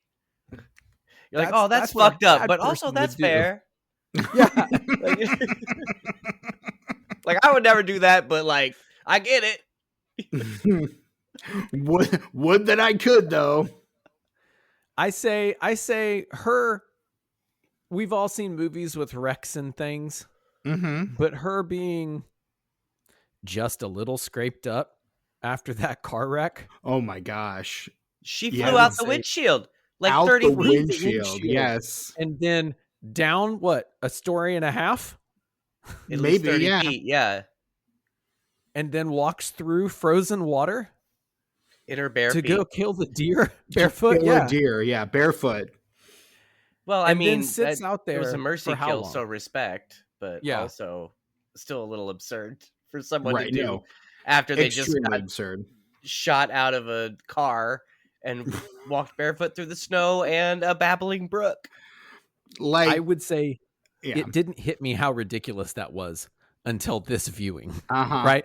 Like what I'm saying is I actually agree with you, Stephen, that movie magic brain almost kicked off when, Sam gets blown out the window and all of the gas canisters continue to fly up in perfect fashion in a quadrant. Just these 4 at same heights all go north. and it's all fine. And that was the point in the movie where I went, wait a second. Right. But this time it kicked in earlier, and that's okay. And you know what? That's you're probably right. Absolutely. But then the fact that it all kind of gets, just kind of action movie, like just par for the course for an action movie. Exactly. It's still pretty they crazy, could make that shot. But like everything after that kind of just levels out, and then it ramps way back up. And then at the end, it's just up. It's one after another after another. It's her like cutting the Christmas lights, flying up, shooting the dude in the helicopter, going down the Christmas lights again. Like, wait, you didn't set this correct. You're right. And thank you for the lob, right? This is a lob. This is a softball. You have tossed it to me. You're welcome. Didn't even need to prep you. We are friends who go back. Correct. So, this movie was a thing for me. I loved this movie and I could hold it dear in my heart. And then the finale happens. Here's the thing though. I love the finale. No. Don't get me wrong. I love it. Right. But there's a helicopter. Mm-hmm. It's got 2 sharpshooters. Yep. She shoots them both. Mm-hmm. One of them then falls out while on fire. Because he like a set of hits himself lights. with a flare. Yes, that's right. I was like, how did he get on fire? That's right, the flare. So he's on fire, hanging from Christmas lights on the aforementioned Rainbow Bridge. Yep. He is hanging and aflame. Mm-hmm. Last night during my rewatch, I looked at the time in which that flare hit him. Mm-hmm. In movie time, which could be actual time or it could be a little bit longer. Right. But in movie time, Holmes was burning for 5.5 minutes. He is hanging ablaze for 5.5 minutes. That's a phosphorus burn, though. Extra crispy. And so the gun special recipe that she goes up the Christmas lights to and grab grabs off of his burning body has been aflame, literally in the flame for 5.5 minutes. It has melted by now. So not only has it melted, but it's also melting all the skin on her hand because she's not wearing gloves. And any gunpowder that's involved there might be exploding as well. Yes. So I went and utilized the ever so hated ChatGPT because I needed it to resource some larger swath of knowledge that I did not possess. Now, understand, gentlemen, we can save the I hate AI for art conversation for another pod. I will lead the podcast. Okay. So understand. I was going to say, we're all on that boat. Let's be clear. A special episode where all the podcasts come together like the cartoon all-stars and we fight against. Okay. If that's the case, that. all of us against Joe Rogan, really. I'm Garfield. Much. So according to the questions that I asked yesterday, a handle on a gun would likely melt, but if a gun was in that fireball for 5.5 minutes, it's reaching at minimum 500 degrees Fahrenheit. Correct. And is getting up to around 800 degrees Fahrenheit. Yep. And as you already stated, if she were to grab the gun, at not just the 800-degree mark, but the 500-degree mark. Without specialized protective equipment. No, Barehand. Barehanded. It's not just no hand condom for burning. Geena Davis. No. It is immediately incapacitating her hand. Her hand is done. Yes. It is actually melting to the surface. Yep. It's not even burning. It's just melting at that Correct. point. It's melting to it. And like, she's done. Mm-hmm. She's done. Just that gun is fused with her hand now. And she's in shock. Yep. Exactly. So, and so Geena Davis, action star, does not get shock. And she, in fact, grabs the gun off of body, points it, shoots it. Blap, blap. Is totally awesome. You know why?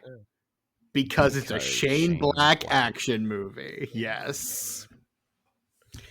And logic has no place in Shane Black action movies. None whatsoever. And we like it that way. And correct. We would have it no other way. That is, I mean, that's the kind of suspension of disbelief that I'm willing to engage in, frankly. For sure. And it's great. I'm happy, beyond happy, to turn my brain off for that shit. And I love it so much. Like, this is my kind of action movie bullshit, honestly. It just is. Yep. And again, it has that kind of diehard, like, little brother try hard energy. And that's what I like about it. That really is what I love about it. The scene where she where they're in like that like Vegas light kind of hotel, and she's like cutting her hair and like dyeing it and putting on her makeup in front of a fogged up mirror, and then like wiping it away, like as though it's the reveal. It's right. the reveal. It's all about the reveal. She's putting on her makeup probably in the compact mirror and then wiping away the full, and then opening and then closing, and her hair is completely dyed. And I'm just like, yes, this is my bullshit. Like, this is the kind of bullshit I absolutely love in an action movie.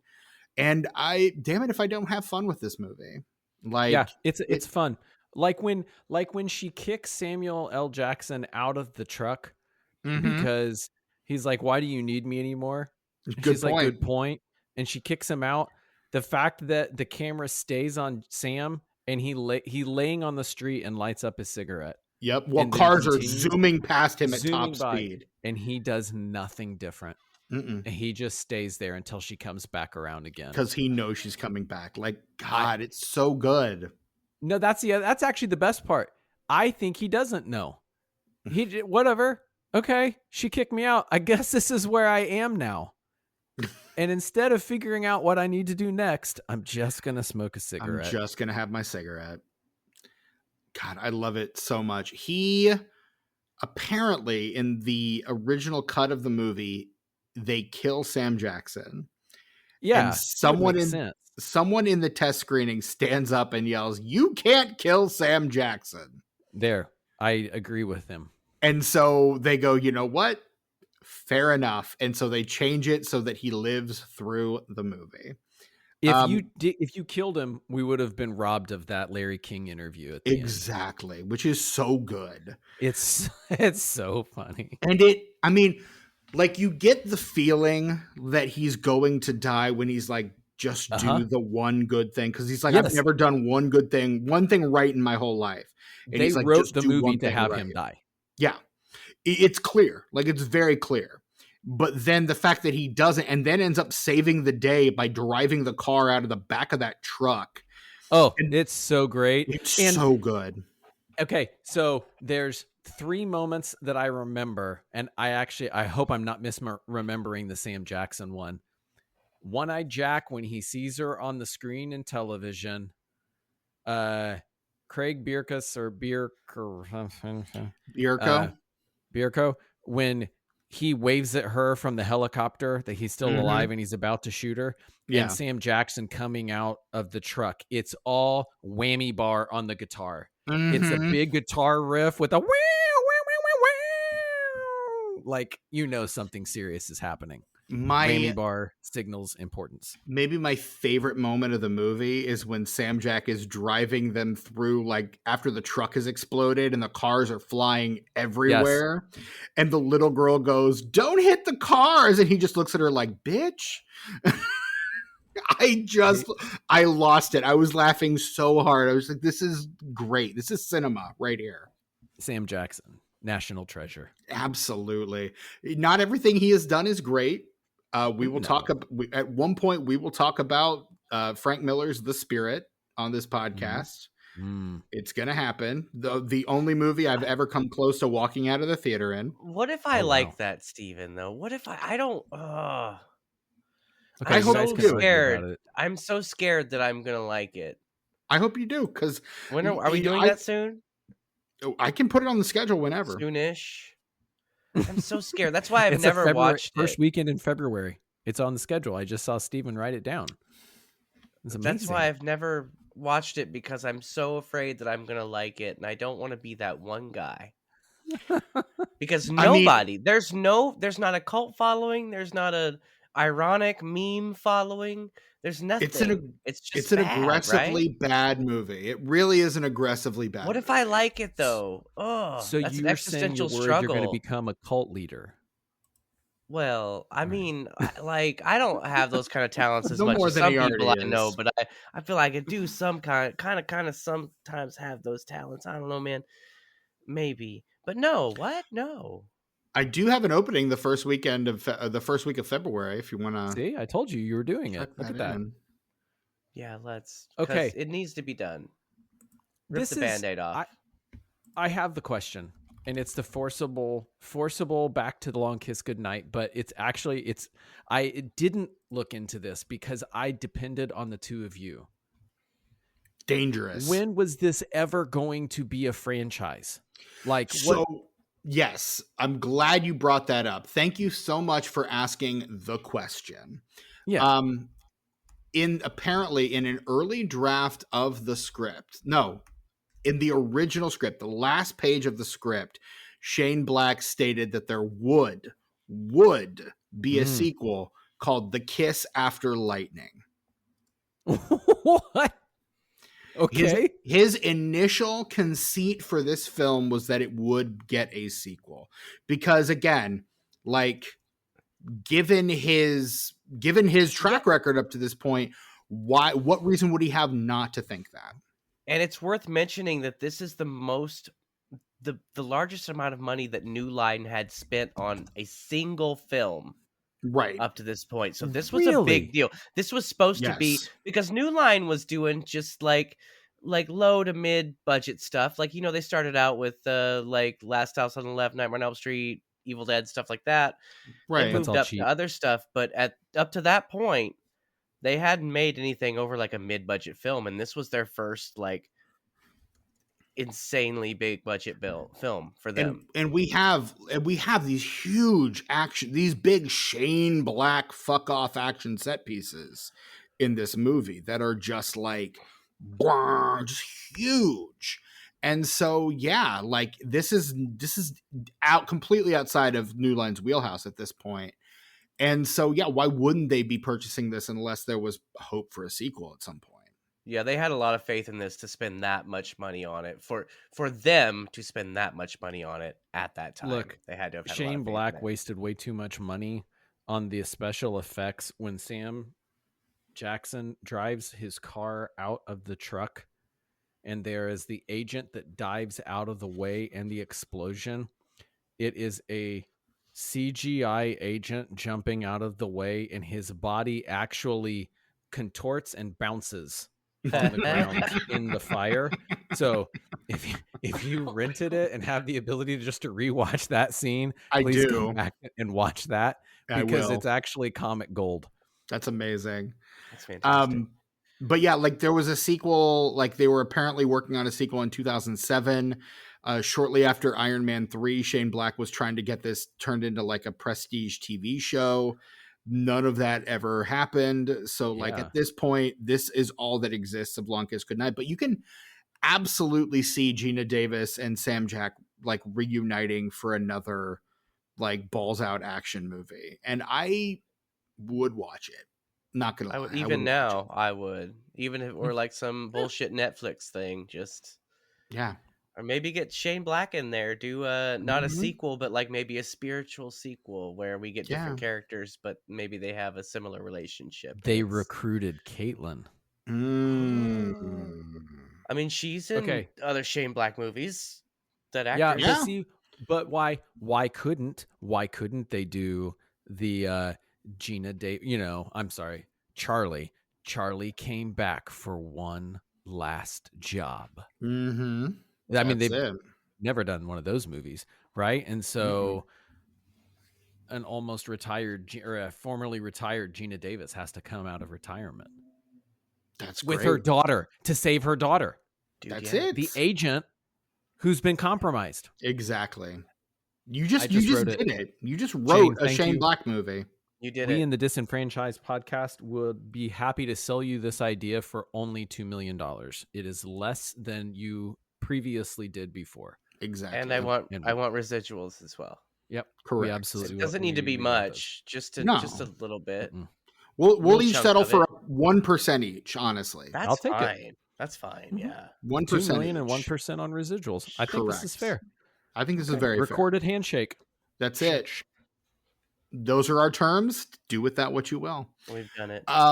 The Long Kiss Goodnight, gentlemen, comes out on October 11th, 1996. Wow. And it opens number 3 that week to $10.2 million. On its way to a domestic gross of $33.4 million, which is about half of its production budget of $65 million. So it worldwide though it made like almost 90 million.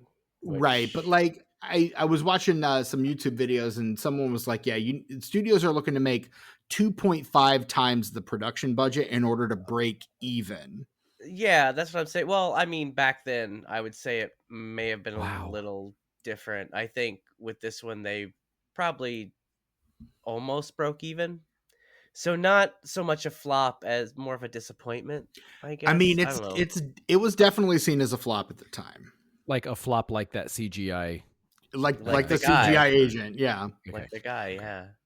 It opens number 3. Number 1, a movie I have watched at least 3 times in my life. A movie that I rented on VHS starring Val Kilmer and Michael Douglas and a big ass fake lion, The Ghost and the Darkness. Oh, is that good? Should I watch that? That was very popular that? at our high school, Stephen. It was. Stephen very loves much that was. movie. I haven't seen it in decades. I check it out, man. I don't know what to tell you. Could be good. I haven't watched it in decades. So those lions are in Chicago, Stephen. Them they are. I should go see them. Mm-hmm. I have. That's why I know this. Right. I should. Now that I'm here, I should. In second place, future episode of this podcast, The First Wives Club. Oh. Goldie Hawn, Bette Midler, and Diane Keaton. Diane Keaton, I know. Yeah, I know. Don't sound so put out, Tucker. That's in its 4th weekend, and it's at number 2. It was down from number 1 the week before. That movie, a big old hit. But even after 4 weeks, it still only grossed about 73 million. So like, this is not a big people going to the movies time. Yeah. Yeah. In 4th place, a movie I've never heard of called The Chamber. No. It's a Gene Hackman, Chris O'Donnell, Faye Dunaway movie. No. Directed by James Foley. Why? Barely straight to video. Right. In 5th place, a mid-90s classic directorial debut of one Mr. Tom Hanks called That Thing You Do. Oh, I like that movie. The O-Neaters. Oh, how much I love that movie. We all love that movie. That movie slaps. You know what? People use the term feel-good movie. They just throw it around a lot. But that's a feel-good movie. I feel good when I watch that movie, you guys. It's a good movie. It's a good movie. I feel good. I feel good. Da-na-na-na-na-na. And number 6 is D3, The Mighty Ducks. Oh, What if the Mighty Ducks all went to high school together, basically? what if there was a third Mighty Ducks movie? Yep. Basically. In 7th place, something called The Glimmer Man.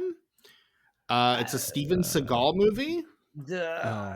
You'll believe a man can glimmer. I doubt I would. In 8th That should place, have been the title and the tagline.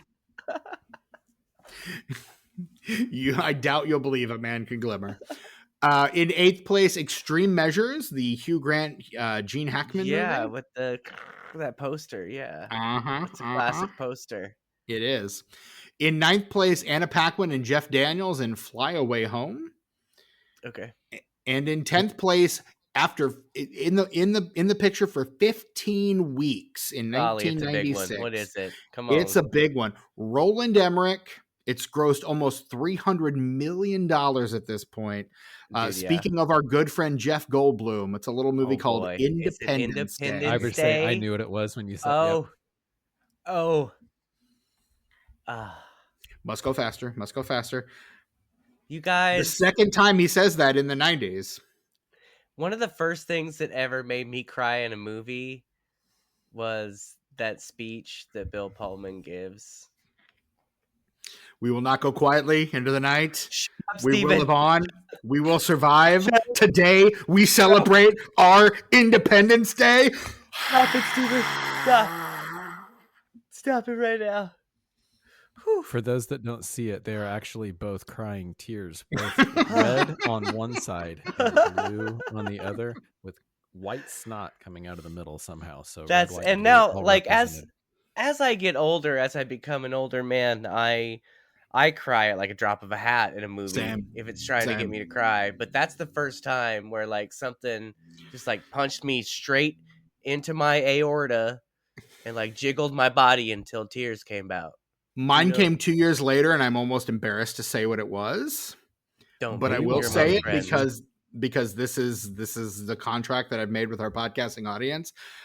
It was Michael Bay's Armageddon Which part though? when Bruce Willis dies. Spoilers Yeah. for a movie that came out in Bruce 1998. Willie. That's Bruce all right. Willie They had died in intentionally that tried to make you movie. cry, so Yeah. you shouldn't feel bad Yeah, about that. no, Yeah. that Manipulating you- your emotions. that was the No, it's 100% intended what it was, reaction yeah. as designed for you. I own that movie on Criterion DVD for the commentary. It's defensible. Because that's the commentary where Ben Affleck is just like not giving a shit. He's really drunk. He's drunk as hell. He's really drunk in that. That's the Yeah. drunkest I've ever heard anyone on a commentary. But they And paid people be for doing him commentaries to drunk. share his memories. Exactly. And boy, howdy It's worth did it. he. It's That's so the worth it. version I rented from the library. And I saw it at a half Oh, price man. books, and there was not a price I was not willing to pay for that movie. Fortunately, they didn't want much, so it was easy to do. I don't really care for that movie, though I like Michael Bay in some contexts, but I don't really care for that movie. But that commentary, ooh, Michael boy, Bay put has that right in 2 my movies in veins. the Criterion Collection, and I own the Criterion editions of both. The Rock and Armageddon. I own both in the Criterion edition. The Rock's a good one. The Rock. holds a Welcome very to the special- Rock. Very special place in my heart. Oh, I had a truck that I named Stanley Goodspeed Mm. once. That's that a was good its name for a truck. It's a good name for a truck. Yeah. The tomatometer score on Long Kiss Goodnight is a 68%.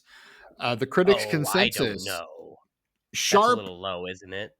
smart, sharp-witted, and fueled by enjoyably over-the-top action. The Long Kiss Goodnight makes up in impact what it lacks in consistent aim. But nobody got into it for consistent aim. Yeah, I don't So- completely disagree with that. It's just not Yeah. relevant. Yep. Well put. Fuck off. Well put. The Metascore is a 43 based on mixed or average reviews from 20 critics. And Tucker, would you care to take a stab at the letterbox score for The Long Kiss Goodnight? I am not going to be precious about this one. I think that as much as I give the Letterboxd community shit for being just meme reviews. I think they're going to come through respectable on this one. I think it's going to be somewhere between a just for memes 3.7 and 4.1.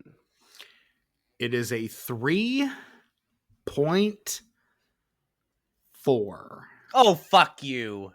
Fuck you, Letterboxd. You motherfuckers. Ooh, I hate you. All of you motherfuckers on Letterboxd. Ooh, get off my lawn with your meme reviews. Messing up the... Tucker over here, you are the ones who are the ball lickers. Yes. Get out of here.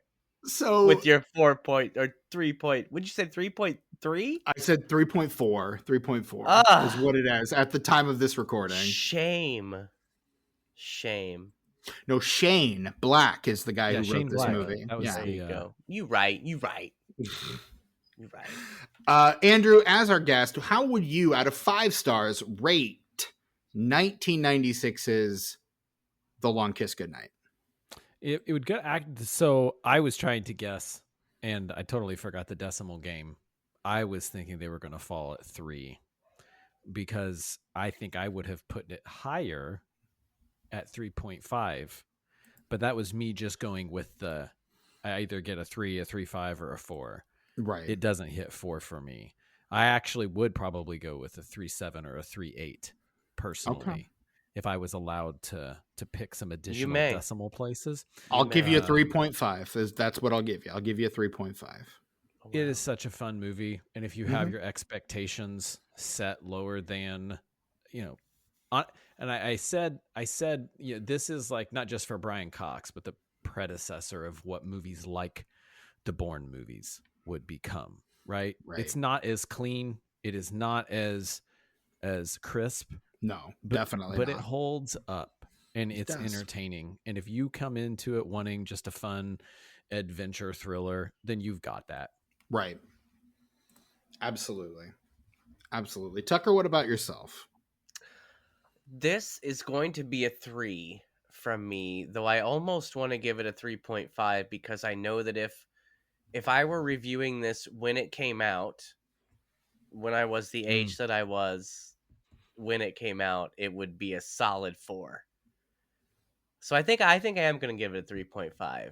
Hell yeah. Because I'm going to throw a little stank on it for past me because that really sucks for him not seeing that, that whole time just hanging out, not knowing this movie existed or not, at least not watching it. So the first time I watched this movie back in 2020, I gave it 3 stars. This time I'm giving it 3.5. I'm doing a 3.5 on this one. Wow, we're solid 3.5 all across. Yeah, across the board. So I mean that for me, that's kind of right where it is, which gives us all like a 3.58. So like just about a 3.5 average between the 3 of us. So which sounds about right, objectively, honestly. Respectable. This, I mean, what a fun movie. And honestly, may all your holidays be as great as this movie. Frankly. You know what? I know we're trying to wrap this up, but I just realized this. The cinematography of this movie, it was like it was shot to be converted into 4.3 pan and scan. I don't know why I just thought of that, but that was... Did you notice that at all? It just seemed like there weren't as many wide shots as you would get in something, or really in anything. It just seemed like, what I'm trying to say in a roundabout way is that I kind of want to watch this on VHS in full screen, because I think I don't think VHS is a good format, but I think some films lend themselves to that format. And I think maybe in a weird way, this would be a fun movie for that format, just because of the way it's shot. Like, when I was watching it, I was like, oh, that would be so easy to pan and scan. Like, they're already doing it and nothing is too wide. So you can always trim this off. You can trim that off. And I don't think it's a detriment to the film. It just seems like a strange way to film something. I don't know. It I stood don't think out to me. No, it didn't. And you're not wrong, because I think there's this reality that when we see some things, and I'll say before the era of prestige television, you're oh wow. I'll Your cut that network out. shows, yeah, you don't have to. We're human here. Your network shows always have a tighter look. Like you can always tell the shot for network television, and it's pretty tight around the main actors, and then you got the close up of the faces, and and it kind of stays there, and there isn't a lot of scenery. There isn't a lot of, you only need the scenery just to set the context. And then once you get that establishing shot, you're on faces and everything. So when you watch this movie, they do a lot more scenery shots, right? So it's not just established scenery and all faces, but at the same time, you're not pulling all the actors who are all around into the shot. It's 2 or 3 people. You get your 2 or 3 people, you get your 3 or 4, and that's it. And that's Actually, it. I think it's kind of brilliant because it is shot in scope, which is like the thinnest and the widest way that you can shoot on film, but it does lend itself to the exact opposite of that, which is like the 4:3 pan and scan. I just think it's wild. Something I observed. Sorry. I didn't It's mean a great to observation. I didn't mean to put us on a tangent like when we were past actually talking about the movie, but it was something that just like struck me as so odd when I was watching it, and then I just remembered. So anyway, Well, you want to start? Go ahead. If the editor wants to splice it and put it earlier, the editor can do that. He's not gonna though. I might. Depends on how much time I have. That's fair. Depends. I know how this works. I don't edit our podcast. Like only I do when Tucker I have the edits time, the hell out of it's this podcast, or when it's necessary. Last week's episode, which I'm so disappointed that it's not really doing well on YouTube, and it's doing kind of substandard numbers on the podcatchers, because I put almost 6 hours into that edit. Oh, buddy. Yeah. It's unbelievable. That is a masterclass in editing, what he did on our Madam Web episode. It like will the entire time we're talking over each other, because Brett hasn't recorded with us in a couple months, so we're kind of just kind of all over the place. And boy, I challenge you to hear anybody talking over each other in that episode. It doesn't happen like that. That is, again, a masterclass of editing there. So I pre-apologize for the editing you'll have to do on me over talking you multiple times, Tucker, that I saw and I heard myself, and we were both so excited about our points that we just kept going. And we all do it. It's what I expect. No, there's no reason to apologize, because that's kind of how this show is. So I kind of expect it, sort of. Sometimes I have time to make it sound better than others, but sometimes I can really get in there and spend some time and clean it up and make it sound good. What about them socials, Steven? What about them socials, Tucker? We are the Disenfranchised Podcast. You can find us wherever you get your podcasts. And hey, while you're out there listening to us on your podcatcher of choice, if your podcatcher allows for it, why don't you leave us a review? Why not? 5 stars, please and thank you. Go ahead and do that. And you can shoot us an email to disenfranchised@gmail.com. Let us know how we're doing, what failed franchise starters you'd like to see us cover. We've covered, this is our 213th movie that we've covered for the main feed. So yeah, we've got a lot of episodes, you guys. I don't know if there are new viewers or listeners that don't realize that's a lot of content. The depth of the lore, the disenfranchised lore that exists, and and it's a good transition into the Patreon, because not only do you have 213 episodes of this show, but then you have days, weeks, months of content on the Patreon. Correct. Literal hours. And look, we've got 2 tiers on the Patreon. Sure. for the paid members, at least. We've got 2 tiers on the Patreon. We've got the paid tier, which is $5 a month, which gives you access to shows like the aforementioned Unenfranchised, Disenfranchised, Oops All Video Game Corner, Oops All Christianity Corner, and What Are We Watching, which we finally recorded a new episode of this past week. It is on dropped the Patreon today. right now. To the day we are recording. Today Is when it dropped, and you can listen to us talk about all the television shows that Brett and I have watched in the last 6 months. And me also. I also said the ones that I had watched as well. And Tucker, but he got his own episode like a month ago where he got to talk about all that, so his list is a lot shorter. But yeah, you can absolutely listen to that right now. Patreon.com/disenfranchised. And then there's also the free tier where you can join the official conversation of the Disenfranchised podcast. Main feed episodes drop to that feed weekly, and Tucker and I actually respond in that feed. So you can get both of us commenting on your posts there. And again, all that is to be found over at patreon.com/disenfranchised. You can find us. We're on a lot of forms of social media. What is it? It's Bluesky. It's Letterboxd, it's YouTube, it's Instagram, not Twitter, fuck Twitter. But all those other ones at Disenfranchised Pod. You can find us at all of those. Feel free to reach out, say hey. We've actually gotten quite a few new followers over at Bluesky lately, which is really, really great. Nice. Yeah. I think someone added us to like a podcast list. And so you can like just follow like a list. And we're apparently on it because we're getting a decent amount of followers over there right now, which is kind of cool.